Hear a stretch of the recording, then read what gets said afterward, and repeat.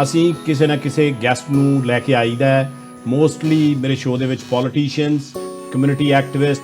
ਪਰ lately because of ਕੋਵਿਡ-19 ਅਸੀਂ doctors ਨੂੰ ਜ਼ਿਆਦਾ ਤਰਜੀਹ ਦਿੱਤੀ ਹੈ ਤਾਂ ਕਿ ਕੋਵਿਡ-19 ਦੇ ਬਾਰੇ ਤੁਹਾਡੇ ਨਾਲ ਵਿਚਾਰ ਸਾਂਝੇ ਕਰ ਸਕੀਏ। ਹੁਣ ਜਿਵੇਂ ਚੀਜ਼ਾਂ ਖੁੱਲ੍ਹਣ ਲੱਗ ਪਈਆਂ ਨੇ ਤਾਂ ਸਾਡੇ ਕੇਸ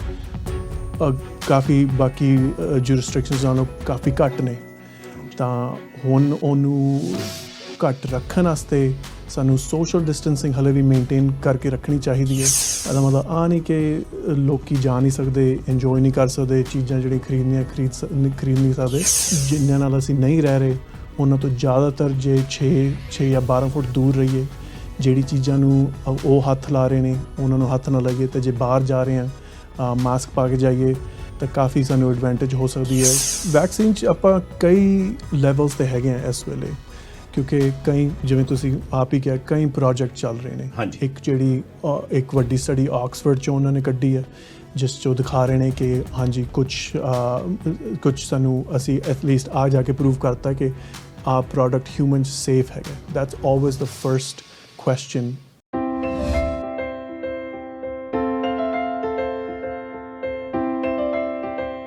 ਸਤਿ ਸ਼੍ਰੀ ਅਕਾਲ and welcome to CJ Sidhu show. ਜਿਸ ਤਰ੍ਹਾਂ ਤੁਹਾਨੂੰ ਪਤਾ ਹੀ ਹੈ ਕਿ ਹਰ ਥਰਸਡੇ ਅਸੀਂ ਕਿਸੇ ਨਾ ਕਿਸੇ ਗੈਸਟ ਨੂੰ ਲੈ ਕੇ ਆਈਦਾ ਮੋਸਟਲੀ ਮੇਰੇ ਸ਼ੋਅ ਦੇ ਵਿੱਚ ਪੋਲੀਟੀਸ਼ੀਅਨਸ ਕਮਿਊਨਿਟੀ ਐਕਟਿਵਿਸਟ ਪਰ ਲੇਟਲੀ ਬਿਕੋਜ਼ ਆਫ ਕੋਵਿਡ-19 ਅਸੀਂ ਡਾਕਟਰਸ ਨੂੰ ਜ਼ਿਆਦਾ ਤਰਜੀਹ ਦਿੱਤੀ ਹੈ ਤਾਂ ਕਿ ਕੋਵਿਡ-19 ਦੇ ਬਾਰੇ ਤੁਹਾਡੇ ਨਾਲ ਵਿਚਾਰ ਸਾਂਝੇ ਕਰ ਸਕੀਏ। ਜਿਸ ਤਰ੍ਹਾਂ ਤੁਹਾਨੂੰ ਪਤਾ ਹੀ ਹੈ ਕਿ ਅੱਜ ਦੇ ਜਿਹੜੇ ਨੰਬਰ ਹੈ ਦੁਨੀਆ ਭਰ ਦੇ ਵਿੱਚ ਇਹਦੇ ਨੰਬਰਸ ਕਾਫੀ ਇਨਕਰੀਜ਼ ਹੋ ਰਹੇ ਹੈ। 5.1 ਮਿਲੀਅਨ ਜਿਹੜੇ ਕਰੋਨਾ ਵਾਇਰਸ ਦੇ ਕੇਸਿਸ ਹੋ ਚੁੱਕੇ, ਜਿਸ ਤੋਂ 334,000 ਡੈਥਸ ਹੋ ਚੁੱਕੀਆਂ। ਕੈਨੇਡਾ ਦੇ ਨੰਬਰ ਤੁਹਾਨੂੰ ਪਤਾ ਹੀ ਹੈ 81,000 ਕੇਸਿਸ ਅਤੇ 6,152 ਡੈਥਸ ਹੋ ਚੁੱਕੀਆਂ। ਅਤੇ ਆਪਣੇ ਨੇਬਰਸ ਜਿਹੜੇ ਅਮਰੀਕਾ ਆ ਉੱਥੇ 1.6 ਮਿਲੀਅਨ ਕੇਸਿਸ ਅਤੇ 96,000 ਡੈਥਸ ਹੋ ਚੁੱਕੀਆਂ। ਅਤੇ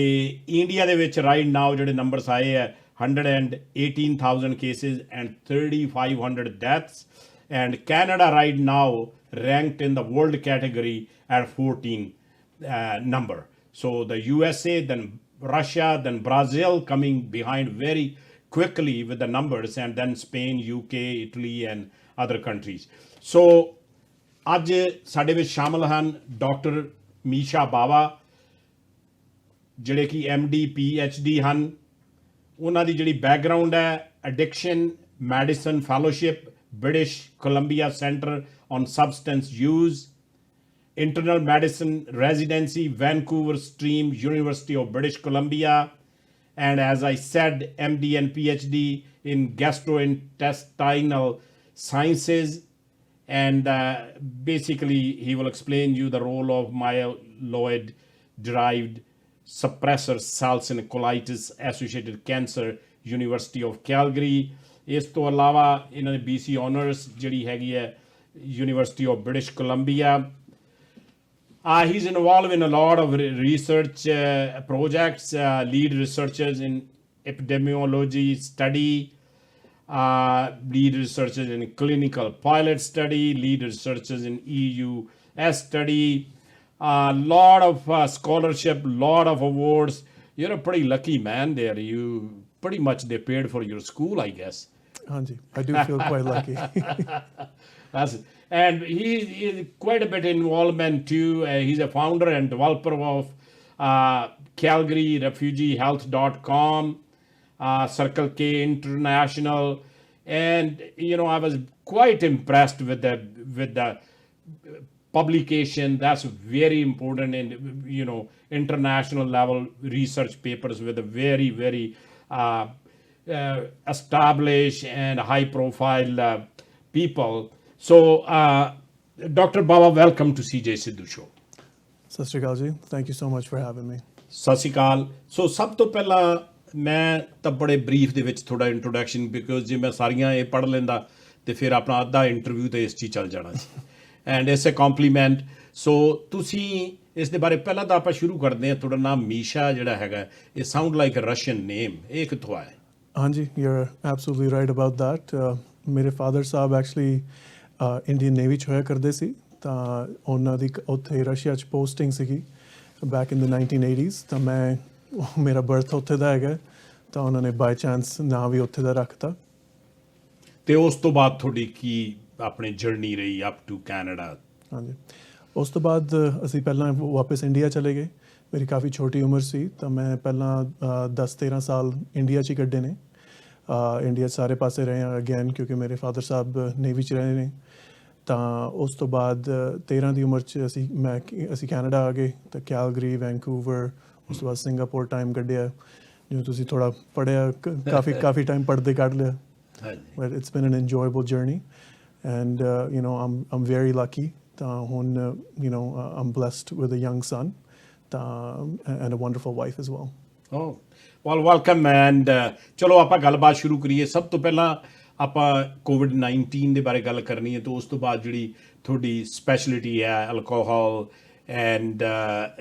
ਸਬਸਟੈਂਸ ਯੂਜ਼ ਐਂਡ ਅਬਿਊਜ਼, ਉਹਦੇ ਬਾਰੇ ਗੱਲਾਂ ਹੋਣਗੀਆਂ। ਪਰ ਸਭ ਤੋਂ ਪਹਿਲਾਂ ਦੱਸੋ, COVID-19 ਹੁਣ ਹੌਲੀ ਫੇਜ਼ 2 ਦੇ ਦੌਰਾਨ ਇਹ ਸਟੋਰਸ ਜਿਹੜੇ ਆ ਓਪਨ ਸ਼ੁਰੂ ਹੋਣ ਲੱਗ ਪਏ ਹੈ। ਇਹਦੇ ਵਿੱਚ ਤੁਸੀਂ ਦੱਸੋ ਵੀ ਆਪਾਂ ਨੂੰ ਪ੍ਰੀਕਾਸ਼ਨਸ ਕੀ ਰੱਖਣੇ ਚਾਹੀਦੇ ਹੈ ਤਾਂ ਕਿ ਇਹ ਨਾ ਹੋਵੇ ਕਿ ਦੁਬਾਰਾ ਸੈਕੰਡ ਵੇਵ ਆ ਜੇ। ਬਿਲਕੁਲ ਜੀ, ਮੈਂ ਆ ਜ਼ਰੂਰ ਕਹਾਂਗਾ ਕਿ ਅਸੀਂ ਬ੍ਰਿਟਿਸ਼ ਕੋਲੰਬੀਆ 'ਚ ਕਈ ਸਟੈਪ ਸਹੀ ਲਿੱਤੇ ਨੇ ਅਤੇ ਨਾਲੇ ਅਸੀਂ ਲੱਕੀ ਵੀ ਰਹੇ ਹਾਂ। ਸਾਡੀ ਜਿਹੜੀ ਸਪਰਿੰਗ ਬ੍ਰੇਕ ਹੋਈ ਹੈ ਥੋੜ੍ਹੀ ਲੇਟ, ਉਸ ਕਰਕੇ ਤਾਂ ਹੁਣ ਜਿਵੇਂ ਚੀਜ਼ਾਂ ਖੁੱਲ੍ਹਣ ਲੱਗ ਪਈਆਂ ਨੇ ਤਾਂ ਸਾਡੇ ਕੇਸ ਕਾਫੀ ਬਾਕੀ ਜੂਰਿਸਡਿਕਸ਼ਨਸ ਨਾਲੋਂ ਕਾਫੀ ਘੱਟ ਨੇ। ਤਾਂ ਹੁਣ ਉਹਨੂੰ ਘੱਟ ਰੱਖਣ ਵਾਸਤੇ ਸਾਨੂੰ ਸੋਸ਼ਲ ਡਿਸਟੈਂਸਿੰਗ ਹਲੇ ਵੀ ਮੇਨਟੇਨ ਕਰਕੇ ਰੱਖਣੀ ਚਾਹੀਦੀ ਹੈ ਜਿੰਨੇ ਤੱਕ ਆਪਾਂ ਕਰ ਸਕਦੇ ਹਾਂ। ਠੀਕ ਹੈ, ਇਹਦਾ ਮਤਲਬ ਆ ਨਹੀਂ ਕਿ ਲੋਕ ਜਾ ਨਹੀਂ ਸਕਦੇ, ਇੰਜੋਏ ਨਹੀਂ ਕਰ ਸਕਦੇ, ਚੀਜ਼ਾਂ ਜਿਹੜੀ ਖਰੀਦਣੀਆਂ ਖਰੀਦ ਨਹੀਂ ਸਕਦੇ। ਪਰ ਜੇ ਆਪਾਂ ਤਾਂ ਵੀ ਜਿਨ੍ਹਾਂ ਨਾਲ ਅਸੀਂ ਨਹੀਂ ਰਹਿ ਰਹੇ ਉਹਨਾਂ ਤੋਂ ਜ਼ਿਆਦਾਤਰ ਜੇ 6 ਜਾਂ 12 ਫੁੱਟ ਦੂਰ ਰਹੀਏ,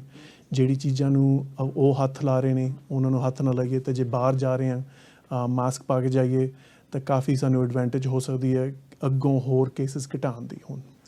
ਸੋ ਮਤਲਬ ਕਹਿਣ ਦਾ ਹੈ ਕਿ ਲਾਪਰਵਾਹੀ ਨਹੀਂ ਕਰਨੀ ਚਾਹੀਦੀ। ਸੋ ਕਪਲ ਆਫ ਗੱਲਾਂ ਜਿਹੜੀਆਂ ਹੈਗੀਆਂ ਡਾਕਟਰ ਬਾਵਾ ਜਿਹੜੀਆਂ ਆਪਾਂ ਡਿਸਕਸ ਕਰਨੀਆਂ, ਇੱਕ ਤਾਂ ਮਾਸਕ ਦੀ। ਹੁਣ ਕਾਫੀ ਆਪਣੇ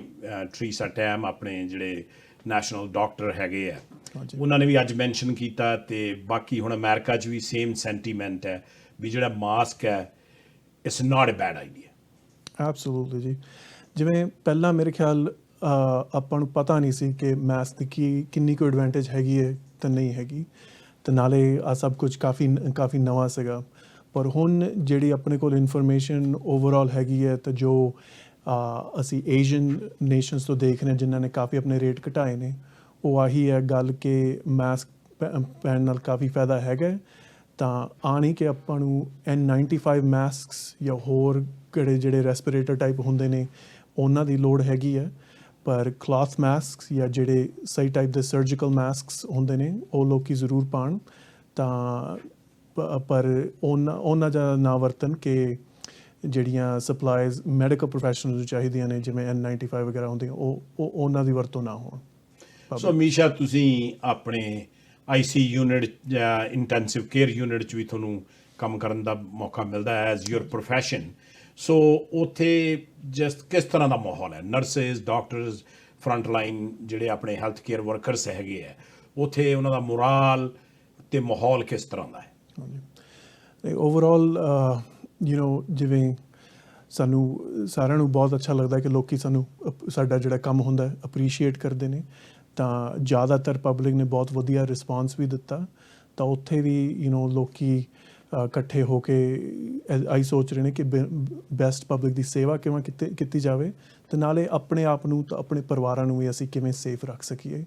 ਸੋ ਮੈਂ ਇੱਕ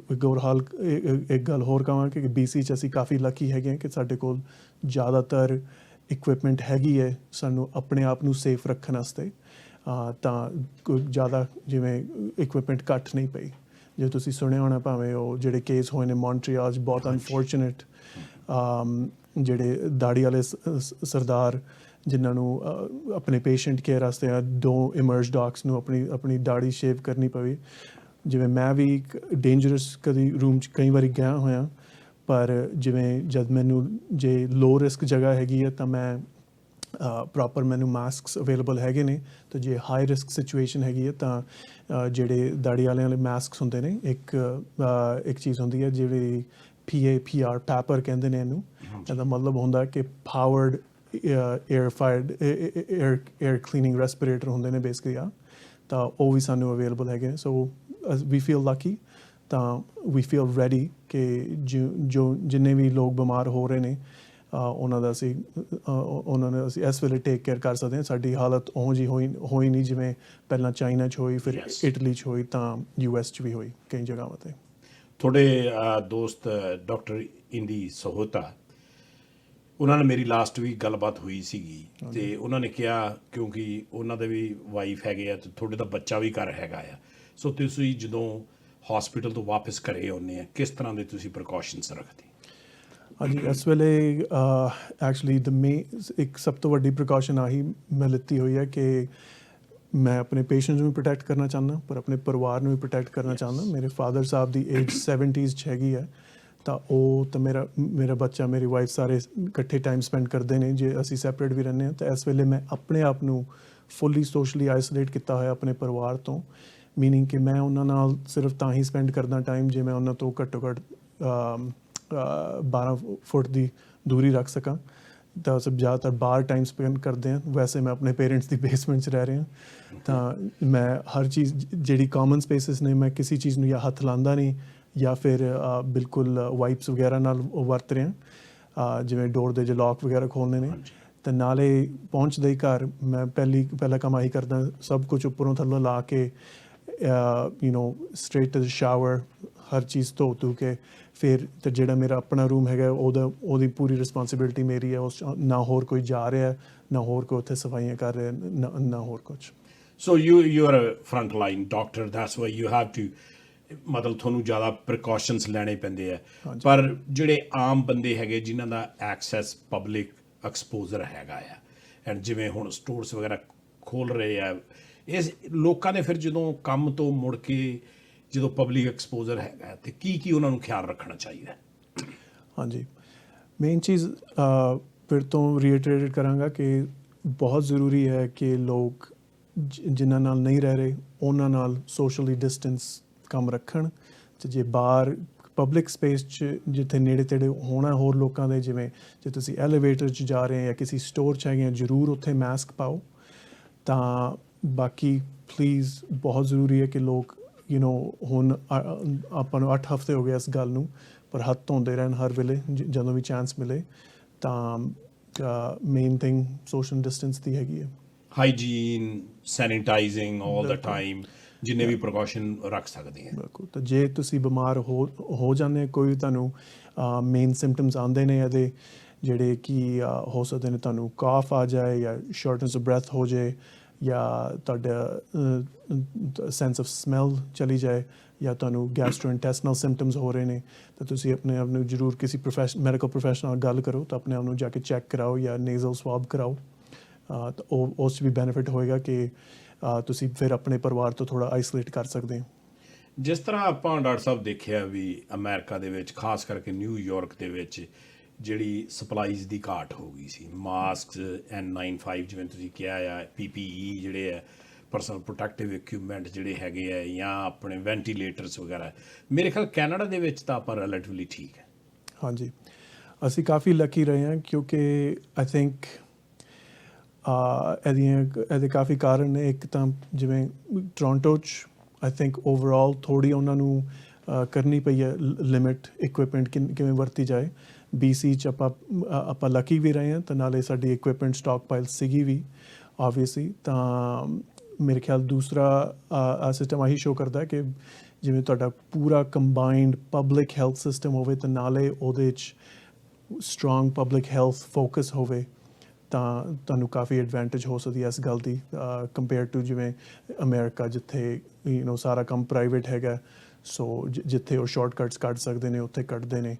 ਤਾਂ ਫੰਡਿੰਗ ਭਾਵੇਂ ਇੰਨੀ ਪੂਰੀ ਨਾ ਹੋਵੇ ਉਹਨਾਂ ਦੀ, ਨਾ ਉਹਨਾਂ ਦੀ ਸਟ੍ਰੈਟਜੀ ਨੈਸ਼ਨਲ ਲੈਵਲ 'ਤੇ ਹੈਗੀ ਹੈ ਜਿਵੇਂ ਪੂਰੀ ਤਰ੍ਹਾਂ। ਹਾਂਜੀ, ਆਪਾਂ ਡਾਕਟਰ ਬਾਬਾ ਥੋੜ੍ਹੀ ਜਿਹੀ ਗੱਲ ਵੈਕਸੀਨ ਬਾਰੇ ਕਰੀਏ। ਸੋ ਵੈਕਸੀਨ ਜਿਹੜਾ ਹੈਗਾ ਆ, because I have friends in US, they are doctors, and ਜਿਹੜੀ process ਹੈ more and more the research happening now, the clinical trials are happening in Canada, so they gave a go ahead, so that's a good news. So ਹਰ country ਆਪਦੇ behalf ਤੇ ਕਰ ਰਹੀ ਹੈ and the word coming out, and you being a medical professional, you can tell us a little bit more. ਕਹਿੰਦੇ 8 months to 12 months the normally window ਜਿਹੜੀ ਹੈਗੀ ਹੈ, actually the true window is 18 months, but ਆਪਾਂ ਕਿੱਥੇ ਉਹ vaccine ਦੇ ਮਾਮਲੇ 'ਚ ਕਿੱਥੇ ਖੜੇ? ਹਾਂਜੀ, ਵੈਕਸੀਨ 'ਚ ਆਪਾਂ ਕਈ ਲੈਵਲਸ ਤੇ ਹੈਗੇ ਆ ਇਸ ਵੇਲੇ, ਕਿਉਂਕਿ ਕਈ ਜਿਵੇਂ ਤੁਸੀਂ ਆਪ ਹੀ ਕਿਹਾ ਕਈ ਪ੍ਰੋਜੈਕਟ ਚੱਲ ਰਹੇ ਨੇ। ਇੱਕ ਜਿਹੜੀ ਇੱਕ ਵੱਡੀ ਸਟੱਡੀ ਆਕਸਫੋਰਡ 'ਚੋਂ ਉਹਨਾਂ ਨੇ ਕੱਢੀ ਹੈ, ਜਿਸ 'ਚੋਂ ਦਿਖਾ ਰਹੇ ਨੇ ਕਿ ਹਾਂਜੀ ਕੁਛ ਸਾਨੂੰ ਅਸੀਂ ਐਟਲੀਸਟ ਆ ਜਾ ਕੇ ਪ੍ਰੂਵ ਕਰਤਾ ਕਿ ਆ ਪ੍ਰੋਡਕਟ ਹਿਊਮਨ 'ਚ ਸੇਫ ਹੈਗਾ। That's always the first question ਕਿ ਜੇ ਤੁਸੀਂ ਕੋਈ ਵੀ ਨਵਾਂ ਫਾਰਮਾਸਿਊਟੀਕਲ ਕੱਢ ਰਹੇ ਆ, ਪਹਿਲਾ ਟੈਸਟ ਆਹੀ ਹੁੰਦਾ ਕਿ ਲੋਕਾਂ ਨੂੰ ਆ ਨਹੀਂ ਦੇਖ ਰਹੇ ਕਿ ਇਹਦਾ ਇਫੈਕਟ ਹੈਗਾ ਕਿ ਨਹੀਂ, ਪਹਿਲਾਂ ਆਹ ਦੇਖਣਾ ਕਿ ਇਹਦਾ ਕੋਈ ਵੱਡੇ ਸਾਈਡ ਇਫੈਕਟਸ ਨਹੀਂ ਹੈਗੇ। ਸੋ ਉਸ ਸਟੇਜ ਤੋਂ ਮੇਰੇ ਖਿਆਲ 1-2 ਪ੍ਰੋਜੈਕਟ ਪਹੁੰਚ ਚੁੱਕੇ ਨੇ ਹੁਣ, ਪਰ ਉਸ ਤੋਂ ਅਰਲੀਅਰ ਸਟੇਜ ਕਾਫੀ ਪ੍ਰੋਜੈਕਟ ਚੱਲ ਰਹੇ ਨੇ, ਬਹੁਤ ਸਾਰੀਆਂ ਆਪਸ਼ਨਸ ਹੈਗੀਆਂ ਨੇ।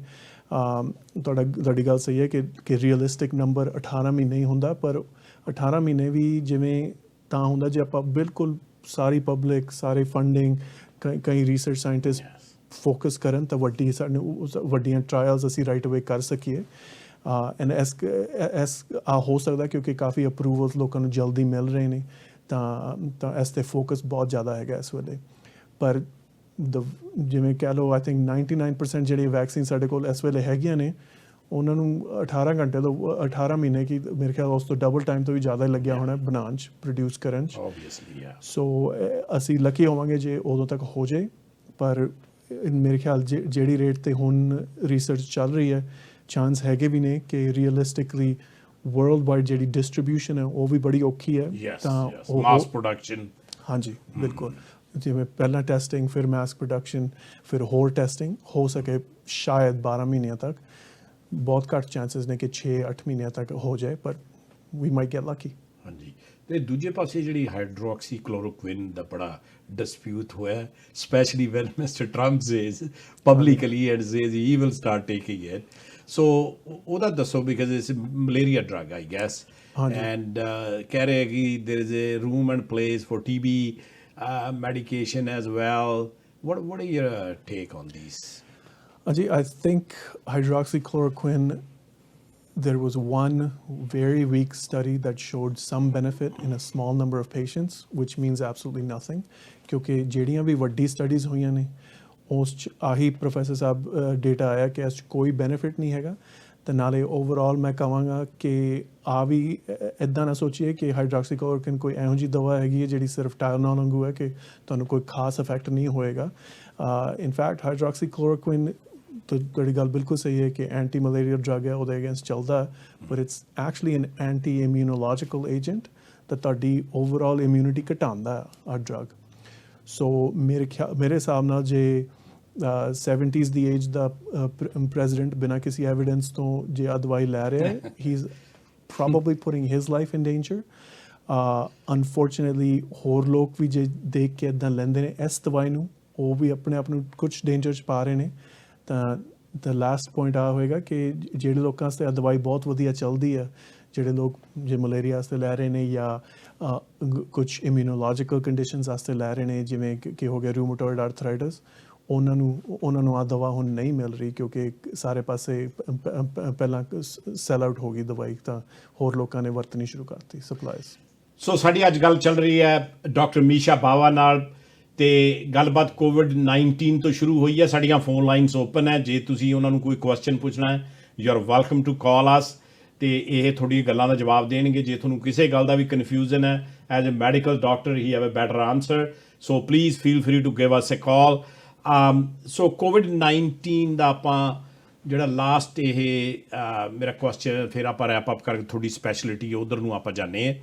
ਅਤੇ ਤੁਸੀਂ ਇਹ ਦੱਸੋ ਵੀ ਇਸ ਤੋਂ ਇਲਾਵਾ ਤੁਸੀਂ ਇਹ ਜਿਹੜੀ ਡਿਸੀਜ਼ ਹੈਗੀ ਹੈ ਕਰੋਨਾ ਵਾਇਰਸ ਦਾ ਇੱਕ ਸਪੈਸ਼ਲ ਜਿਹੜੀ ਹੈਗੀ ਜਿਹਦਾ ਕਿਸੇ ਨੂੰ ਲੋਕਾਂ ਨੂੰ ਪਤਾ ਹੀ ਨਹੀਂ ਸੀ, ਦ ਵਰਲਡ ਕਾਟ ਆਫ ਗਾਰਡ, ਤੁਹਾਡੇ ਕੀ ਇਸ ਏਰੀਏ 'ਚ ਫਾਈਨਲ ਤੁਹਾਡੇ ਕੀ ਵਿਚਾਰ ਹੈ? ਹਾਂਜੀ ਮੈਂ ਤਾਂ ਇਹ ਕਹਾਂਗਾ ਕਿ ਆਈ ਥਿੰਕ ਕੁਝ ਲੋਕਾਂ ਨੇ ਇਸ ਗੱਲ ਨੂੰ ਬਹੁਤ ਪ੍ਰਿਡਿਕਟ ਕੀਤਾ ਸੀ। ਉਸ ਜਿਵੇਂ ਤੁਸੀਂ ਬਿਲ ਗੇਟਸ ਦੀ ਪੁਰਾਣੀ ਇੰਟਰਵਿਊਜ਼ ਦੇਖੋ ਜਾਂ ਹੋਰ ਕਿਸੇ ਪਬਲਿਕ ਹੈਲਥ ਹੋਰ ਕਈ ਪਬਲਿਕ ਹੈਲਥ ਵਾਲੇ ਲੋਕਾਂ ਨੇ ਇਸ ਬਾਰੇ ਗੱਲ ਕੀਤੀ ਹੈ, ਕਈ ਰਿਸਰਚ ਸਾਇੰਟਿਸਟ ਨੇ ਗੱਲ ਕੀਤੀ ਹੈ ਕਿ ਠੀਕ ਹੈ ਕਿ ਵਨਸ ਇਨ ਅ ਸੈਂਚੁਰੀ ਸ਼ਾਇਦ ਪੈਂਡੈਮਿਕ ਹੋਏਗਾ, ਪਰ ਜਿਵੇਂ ਸਾਡੀ ਪਾਪੂਲੇਸ਼ਨ ਵਧੀ ਜਾਂਦੀ ਆ, ਜਿਵੇਂ ਅਸੀਂ ਇੰਨੇ ਮਿਕਸ ਹੋ ਰਹੇ ਹਾਂ, ਅਤੇ ਨਾਲੇ ਕਲਾਈਮੇਟ ਚੇਂਜ ਨਾਲ ਵੀ ਜਿਹੜੀਆਂ ਕੁਝ ਚੇਂਜਸ ਆ ਰਹੀਆਂ ਨੇ, ਸਾਨੂੰ ਐਕਸਪੋਜਰ ਵਧਣੇ ਨੇ, ਅਤੇ ਚਾਂਸਿਸ ਹੈਗੇ ਨੇ ਕਿ ਇਹੋ ਜਿਹੀ ਚੀਜ਼ ਫਿਰ ਤੋਂ ਹੋ ਸਕਦੀ ਹੈ। ਸੋ ਸ਼ਾਇਦ ਅਸੀਂ ਇੱਕ ਹੁਣ ਨਵੇਂ ਟਾਈਮ 'ਚ ਐਂਟਰ ਕਰ ਰਹੇ ਹਾਂ ਜਿਸ 'ਚ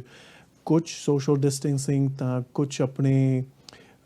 ਜਿਹੜੀ ਆਪਣੇ ਆਪ ਨੂੰ ਸਾਫ਼ ਸਫਾਈ ਰੱਖ ਕੇ ਪ੍ਰੋਟੈਕਟ ਕਰਨ ਵਾਲੀਆਂ ਗੱਲਾਂ ਸ਼ਾਇਦ ਅਸੀਂ ਪਰਮਾਨੈਂਟਲੀ ਰੱਖੀਏ, ਰਿਗਾਰਡਲੈਸ ਕਿ ਜਦ ਸਾਰੀ ਪਾਪੂਲੇਸ਼ਨ ਨੂੰ ਇਮਿਊਨਿਟੀ ਮਿਲ ਜਾਂਦੀ ਹੈ, ਭਾਵੇਂ ਹਰਡ ਇਮਿਊਨਿਟੀ ਤੋਂ ਤਾਂ ਭਾਵੇਂ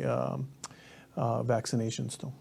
ਸੋ ਵੈਸੇ ਵੀ ਜੇ ਆਪਾਂ ਡਾਕਟਰ ਸਾਹਿਬ ਦੇਖਿਆ ਜਾਵੇ ਤਾਂ ਜਿਹੜੀ ਹੁਣ ਆਪਣੇ ਵਰਲਡ ਵਾਈਡ ਟਰੈਵਲ ਆ, ਵੀ ਲਿਵ ਇਨ ਗਲੋਬਲ ਵਿਲੇਜ ਨਾਓ, ਹਾਂਜੀ, ਸੋ ਉਹਦੇ ਨਾਲ ਵੀ ਜਿਹੜਾ ਹੈਗਾ ਲੋਕੀ ਮਤਲਬ that's how it travelled actually basically, and ਹੁਣ ਤਾਂ ਕਰਕੇ ਲਾਕਡਾਊਨ ਕਰਨਾ ਪਿਆ because it's going from one country to another country. ਬਿਲਕੁਲ। ਸੋ ਉਹਦੇ ਨਾਲ ਜਿਹੜਾ ਹੈਗਾ ਆ ਮਤਲਬ ਜਿਸ ਤਰ੍ਹਾਂ ਮੈਸੇਜ ਆ ਰਿਹਾ, ਸਪਿਰਿਚੁਅਲ ਮੈਸੇਜ ਵੀ ਆ ਰਹੇ ਹੈ ਕਿ ਲੋਕੀ ਭੱਜੇ ਫਿਰਦੇ ਸੀਗੇ, ਹੈ ਨਾ, ਵੀ obviously over population, crowded places, and look at the ਆਪਣੇ South Asian events, weddings and those ਗੁਰਦੁਆਰੇ, ਮੰਦਰ, ਮਸਜਿਦ, everywhere. So we go there in large crowds. And what are your take on that? We have to be careful moving forward. I think we do. I agree with you. And the most dangerous spot in Surrey is probably the dance hall, or like the ਵਿਆਹ ਸ਼ਾਦੀ ਜਿਹੜਾ ਹਾਲ ਹੁੰਦਾ ਉਹਦਾ ਜਿਹੜਾ dance stage ਜਿਹੜਾ ਹੁੰਦਾ, ਕਿਉਂਕਿ ਉੱਥੇ ਸਭ ਤੋਂ ਅਸੀਂ ਟਾਈਟਲੀ ਪਾਪੂਲੇਟਡ ਹੈਗੇ ਹਾਂ। ਪਰ I think we have to be careful. ਕੁਛ ਚੀਜ਼ਾਂ ਮੇਰੇ ਖਿਆਲ ਇੱਕ ਵਾਰੀ ਪੈਂਡੈਮਿਕ ਹੋ ਜਾਂਦਾ ਖਤਮ ਤਾਂ ਕਾਫੀ ਨੋਰਮਲਾਈਜ਼ ਹੋ ਵੀ ਜਾਣਗੀਆਂ, ਪਰ ਜਿਵੇਂ ਜਿੰਨਾ ਟਰੈਵਲ ਇੰਡਸਟਰੀ ਨੂੰ ਅਤੇ ਨਾਲੇ ਲੋਕਾਂ ਦੇ ਵੈਸੇ ਪਲੇਜ਼ਰ ਟਰੈਵਲ ਨੂੰ ਬਹੁਤ ਘੱਟ ਜਾਣਾ, ਬਿਜ਼ਨਸ ਟਰੈਵਲ ਬਹੁਤ ਘੱਟ ਜਾਣਾ। we have to be careful, but at the same time ਜਿਵੇਂ ਮਿੱਤਰਾਂ ਨੇ ਤਾਂ ਨੱਚਣਾ ਹੀ ਹੈ ਕਿ ਨਹੀਂ।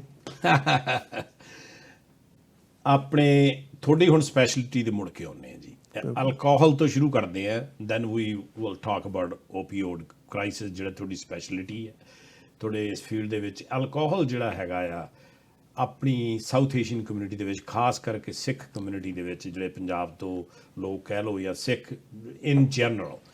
ਆਪਣੀ ਕਮਿਊਨਿਟੀ ਦੇ ਵਿੱਚ ਜਿਹੜੀ ਹੈਗੀ ਹੈ ਇਹ ਸੈਲੀਬ੍ਰੇਸ਼ਨ ਦਾ ਤਰੀਕਾ ਵੀ ਹੈਗਾ, ਹਾਂਜੀ, ਜੇ ਅਫਸੋਸ ਹੈਗਾ ਤਾਂ ਵੀ ਹੈਗਾ, ਐਂਡ ਜੇ ਯਾਰਾਂ ਦੋਸਤਾਂ ਨੇ ਇਕੱਠਾ ਹੋਣਾ ਤਾਂ ਵੀ ਹੋਣਾ ਆ। ਸੋ ਤੁਹਾਡੀ ਸਪੈਸ਼ਲਿਸਟੀ ਸਬਸਟੈਂਸ ਜਿਹੜਾ ਯੂਜ਼ ਹੈ, ਇਹਦੇ ਬਾਰੇ ਤੁਸੀਂ ਦੱਸੋ ਵੀ ਇਹਦੇ ਕੀ ਇਫੈਕਟਸ ਹੈ, ਅਤੇ ਕਮਿਊਨਿਟੀ ਦੇ ਵਿੱਚ ਜਦੋਂ ਤੁਸੀਂ ਮਤਲਬ ਐਜ਼ ਏ ਰਿਸਰਚਰ ਤੁਸੀਂ ਦੇਖ ਰਹੇ ਹੈ ਕੀ ਵਾਪਰ ਰਿਹਾ। ਹਾਂਜੀ ਪ੍ਰੋਫੈਸਰ ਸਾਹਿਬ, ਬਹੁਤ ਵਧੀਆ ਸਵਾਲ ਹੈ। ਜਿਵੇਂ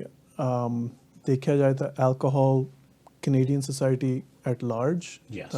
ਬਿਲਕੁਲ ਤੁਹਾਡੀ ਸਹੀ ਗੱਲ ਹੈ ਕਿ ਸਾਊਥ ਏਸ਼ੀਅਨ ਪਾਪੂਲੇਸ਼ਨ 'ਚ ਸਪੈਸੀਫਿਕਲੀ ਨੰਬਰ 1 ਸਬਸਟੈਂਸ ਪ੍ਰੋਬਲਮ ਆਹੀ ਹੈਗੀ ਹੈ, ਜਿਹੜਾ ਡੈਮੇਜ ਅਸੀਂ ਆਪਣੇ ਆਪ ਨੂੰ ਐਲਕੋਹਲ ਤੋਂ ਕਰਦੇ ਹਾਂ। ਸੋ ਜੇ ਆਪਣੇ ਡਾਕਟਰ ਸਾਹਿਬ ਤੁਸੀਂ ਨੰਬਰ ਦੇਖੇ ਹੋਣੇ ਹੈ, ਹਾਂਜੀ, ਮਤਲਬ ਜੇ ਸਟੈਟਸ ਦੇ ਹਿਸਾਬ ਨਾਲ ਔਰ ਵੀ ਸਟੈਕ ਅਪ ਪ੍ਰੀਟੀ ਹਾਈ, ਜਿਵੇਂ ਤੁਸੀਂ ਸਾਊਥ ਏਸ਼ੀਅਨ ਪਾਪੂਲੇਸ਼ਨ ਸਪੈਸੀਫਿਕਲੀ ਦੀ ਗੱਲ ਕਰ ਰਹੇ ਹੋ, ਹਾਂਜੀ, actually it's surprisingly the numbers are not that far off, and ਇਹਦਾ ਰੀਜ਼ਨ ਐਸੀ ਕਰਕੇ ਹੈਗਾ ਕਿ ਅਲਟੀਮੇਟਲੀ ਜਿਵੇਂ ਆਪਾਂ ਤਾਂ ਸਾਰੇ ਹਿਊਮਨ ਬੀਇੰਗਸ ਹੀ ਹੈਗੇ ਹੈ ਨਾ, ਯੈਸ। ਸੋ ਜਿੰਨੀ ਪਾਪੂਲੇਸ਼ਨ ਪੀਂਦੀ ਹੈ ਉਸ 'ਚੋਂ ਕੁਛ ਸਪੈਸੀਫਿਕ ਪਰਸੈਂਟ ਕਹਿ ਲਓ 10% ਨੂੰ ਐਕਚੁਅਲ ਪੀਣ ਦੀ ਪ੍ਰੋਬਲਮ ਹੋਏਗੀ। ਤਾਂ ਪੀਣ ਦੀ ਪ੍ਰੋਬਲਮ ਮਤਲਬ ਦਾ ਡਿਸਕ੍ਰਿਪਸ਼ਨ ਆ ਹੁੰਦਾ ਕਿ ਤੁਸੀਂ ਜਿੰਨੀ ਸ਼ਰਾਬ ਪੀਣੀ ਚਾਹੁੰਦੇ ਹੋ ਉਸ ਤੋਂ ਕਈ ਜ਼ਿਆਦਾ ਪੀ ਜਾਂਦੇ ਆ, ਤਾਂ ਪਰ ਉਹਦੇ ਨਾਲ ਤੁਹਾਡੀ ਜ਼ਿੰਦਗੀ 'ਤੇ ਬਹੁਤ ਹੋਰ ਇਫੈਕਟ ਹੋ ਰਹੇ ਨੇ, ਨੈਗੇਟਿਵ ਇਫੈਕਟਸ ਜਿਨ੍ਹਾਂ ਨੂੰ ਕਹਿੰਦੇ ਆ, ਤੁਹਾਡੀ ਹੈਲਥ 'ਤੇ, ਤੁਹਾਡੇ ਰਿਲੇਸ਼ਨਸ਼ਿਪਸ 'ਤੇ, ਤੁਹਾਡੇ ਕੰਮ 'ਤੇ। ਸੋ ਉਸ 'ਚ ਮੈਂ ਕਹਾਂਗਾ ਓਵਰਆਲ ਇੰਡੀਅਨ ਪਾਪੂਲੇਸ਼ਨ 'ਚ ਆ ਨਹੀਂ ਹੈਗਾ ਕਿ ਆ ਬਹੁਤ ਜ਼ਿਆਦਾ, ਕਿਉਂਕਿ ਸਾਡੀ ਟੀ ਟੋਟਲਿੰਗ ਪਾਪੂਲੇਸ਼ਨ ਜਿਹੜੀ ਪਾਪੂਲੇਸ਼ਨ ਬਿਲਕੁਲ ਪੀਂਦੀ ਨਹੀਂ, ਜਿਵੇਂ ਸਾਡੇ ਕਈ ਵੈਜੀਟੇਰੀਅਨ ਜਾਂ ਅੰਮ੍ਰਿਤ ਛਕ ਲੋਕ ਹੁੰਦੇ ਨੇ ਬਿਲਕੁਲ ਹੱਥ ਨਹੀਂ ਲਾਉਂਦੇ ਸੋ Females predominantly don't ਹਾਂਜੀ drink mostly. ਬਿਲਕੁਲ ਸੋ ਇੰਡੀਅਨ ਪਾਪੂਲੇਸ਼ਨ 'ਚ ਭਾਵੇਂ ਫੀਮੇਲ 'ਚ ਜਾਂ ਤਾਂ ਘੱਟ ਹੈਗੀ ਹੈ ਜਾਂ ਸਮਵਟ ਹਿਡਨ ਵੀ ਹੈਗੀ ਹੈ ਕਿਉਂਕਿ ਸਾਡੀ ਪਾਪੂਲੇਸ਼ਨ ਜੇ ਮੁੰਡਾ ਪੀਂਦਾ ਹੋਵੇ ਅਸੀਂ ਇੰਨੀ ਵੱਡੀ ਗੱਲ ਉਹਦੀ ਬਣਾਉਂਦੇ ਨਹੀਂ ਅਨਫੋਰਚੂਨੇਟਲੀ ਪਰ ਜੇ ਕੁੜੀ ਪੀਂਦੀ ਹੋਵੇ ਤਾਂ ਬਹੁਤ ਵੱਡੀ ਪ੍ਰੋਬਲਮ ਸਾਰਿਆਂ ਨੂੰ ਸੋ ਓਵਰਆਲ ਨੰਬਰਸ ਇੰਨੇ ਮਾੜੇ ਨਹੀਂ ਹੈਗੇ ਪਰ ਸਾਡੀ ਸਿਚੁਏਸ਼ਨ ਆ ਅਸੀਂ ਜ਼ਰੂਰ ਅਬਜ਼ਰਵ ਕਰਦੇ ਹਾਂ ਕਿ ਜਦ ਲੋਕੀ ਬਿਲਕੁਲ ਹਾਲਤ ਖਰਾਬ ਕਰਾ ਕੇ ਆਉਂਦੇ ਨੇ ਹਸਪਤਾਲ 'ਚ ਜਿਹੜੀ ਜਿਸ ਚੀਜ਼ ਨੂੰ ਅਸੀਂ ਐਲਕੋਹਲ ਵਿਡਰਾਲ ਕਹਿੰਦੇ ਹਾਂ ਜਾਂ ਤੁਸੀਂ ਪੀਣੀ ਰੋਕ ਦਿੰਦੇ ਆ ਉਸ ਤੋਂ ਅਸੀਂ ਕਾਫੀ ਨੋਟਿਸ ਕੀਤਾ ਕਿ ਇੰਡੀਅਨ ਪਾਪੂਲੇਸ਼ਨ 'ਚ ਸਪੈਸ਼ਲੀ ਤੇ ਪੰਜਾਬੀ ਪਾਪੂਲੇਸ਼ਨ 'ਚ ਲੋਕਾਂ ਦੀ ਹਾਲਤ ਬਹੁਤ ਜ਼ਿਆਦਾ ਖਰਾਬ ਹੁੰਦੀ ਹੈ ਜਿਹੜੀ ਦੋ ਚੀਜ਼ਾਂ ਹੁੰਦੀਆਂ ਜਿਹਦੇ ਬਾਰੇ ਆਪਾਂ ਬਹੁਤ ਫਿਕਰ ਕਰਦੇ ਹਾਂ ਇੱਕ ਸੀਜ਼ਰਸ ਹੋ ਸਕਦੇ ਨੇ ਜੇ ਤੁਸੀਂ ਬਿਲਕੁਲ ਪੀਣੀ ਰੋਕ ਦਿਓ ਤਾਂ ਉਹਦੇ ਨਾਲ ਜਦ ਹਾਲਤ ਖਰਾਬ ਹੁੰਦੀ ਜਦ ਲੋਕੀ ਕੁਝ ਇਹਨੂੰ ਸ਼ੇਕਸ ਕਹਿੰਦੇ ਨੇ ਅਸੀਂ ਐਲਕੋਹਲ ਵਿਡਰਾਲ ਡਿਸਾਈਡ ਕਰੀਦਾ ਤਾਂ ਦੂਸਰੀ ਪ੍ਰੋਬਲਮ ਹੁੰਦੀ ਹੈ ਡਿਲੀਰੀਅਮ ਟ੍ਰੈਮੈਂਸ ਮਤਲਬ ਬੰਦੇ ਨੂੰ ਪਤਾ ਨਹੀਂ ਹੁੰਦਾ ਹੈ ਕਿੱਥੇ ਹੋ ਕੀ ਰਿਹਾ ਪਰ ਉਹਦੇ ਨਾਲ ਡੈਥ ਰੇਟ ਵੀ ਕਾਫੀ ਹਾਈ ਐਸੋਸੀਏਟਡ ਹੈਗਾ ਉਹ ਸਾਡੀ ਜੇ ਤੁਸੀਂ ਦੇਖੋ ਮੈਂ ਜੇ ਸਰੀ ਹਸਪਤਾਲ 'ਚ ਕੰਮ ਕਰਦਾ ਅਸੀਂ ਹਫਤੇ 'ਚ 1-2 ਵਾਰੀ ਡਿਲੀਰੀਅਮ ਟ੍ਰੈਮੈਂਸ ਨੂੰ ਦੇਖਦੇ ਹਾਂ ਸੇਂਟ ਪਾਲਸ ਸ਼ਾਇਦ ਸਾਲ 'ਚ 2 ਵਾਰੀ ਆਉਂਦਾ ਹੋਏਗਾ ਪਰ ਲੋਕੀ ਸੋਚਦੇ ਨੇ ਉਹ ਬੜਾ ਵੱਡਾ ਹਸਪਤਾਲ ਜਿਸ 'ਚ ਐਡਿਕਸ਼ਨ ਦੀ ਪ੍ਰੋਬਲਮ ਬਹੁਤ ਜ਼ਿਆਦਾ ਹੈਗੀ ਹੈ ਮੈਂ ਇਸ ਵੇਲੇ ਉੱਥੇ ਕੰਮ ਕਰ ਰਿਹਾ ਪਿਛਲੇ ਸਾਲ 'ਚ ਮੈਂ ਸਿਰਫ ਇੱਕ ਕੇਸ ਉੱਥੇ ਦੇਖਿਆ And that case South Asian community specifically ਹਾਂਜੀ ਪਰ ਆਪਣੇ ਇੱਥੇ ਸਰੀ ਮੈਮੋਰੀਅਲਸ ਪ੍ਰੋਬਬਲੀ ਜ਼ਿਆਦਾ ਕੇਸਿਸ ਉੱਥੇ ਕਈ ਜ਼ਿਆਦਾ ਨੇ ਡਿਲੀਰੀਅਮ ਟ੍ਰੈਮੈਂਸ ਸਪੈਸੀਫਿਕਲੀ ਹਾਂਜੀ ਤੋ ਸਾਡੀ ਅੱਜ ਗੱਲ ਚੱਲ ਰਹੀ ਹੈ ਡਾਕਟਰ ਮੀਸ਼ਾ ਬਾਵਾ ਨਾਲ ਸਾਡੀ ਗੱਲ ਇਸੇ ਤਰ੍ਹਾਂ ਹੀ ਜਾਰੀ ਰਹੂਗੀ ਸਾਡੀਆਂ ਫੋਨ ਲਾਈਨਸ ਓਪਨ ਹੈ ਪਰ ਅਸੀਂ 3-4 ਮਿੰਟ ਦਾ ਕਮਰਸ਼ੀਅਲ ਬ੍ਰੇਕ ਲੈ ਕੇ ਫਿਰ ਪਰਤ ਕੇ ਉਹਨੇ ਪਲੀਜ਼ ਸਟੇ ਟਿਊਨਡ ਇਨ ਤੇ ਅਸੀਂ ਤੁਹਾਡੇ ਨਾਲ ਫਿਰ ਗੱਲਬਾਤ ਕਰਾਵਾਂਗੇ ਡਾਕਟਰ ਮੀਸ਼ਾ ਬਾਵਾ ਨਾਲ ਤੇ ਅਲਕੋਹਲ ਬਾਰੇ ਡਰੱਗ ਅਬਿਊਜ਼ ਬਾਰੇ ਓਪੀਓਇਡ ਬਾਰੇ ਸਾਡੀ ਗੱਲ ਚੱਲੂਗੀ ਕਿਉਂਕਿ ਦੈਟਸ ਇਹਨਾਂ ਦੀ ਸਪੈਸ਼ਲਿਟੀ ਹੈ ਧੰਨਵਾਦ